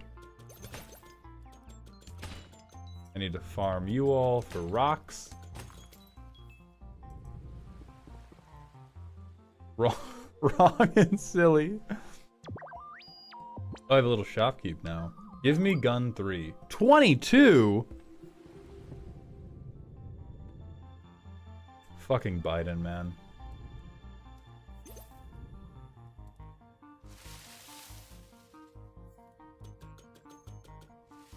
Procast loot.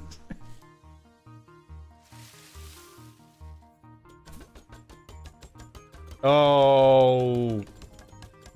Oh, piss monkey. No, I hate you. No, I hate you, tree. I hate you. I'm gonna call the fucking... I'm calling the one-slur. I'm calling the one-slur. Oh, I got little kitties in my pocket. It's a good day after all. It's a good day after all. I got little kittens in my pocket.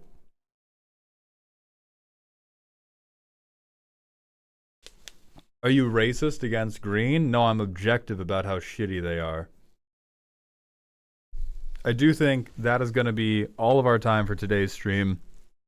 Let's find somebody to raid.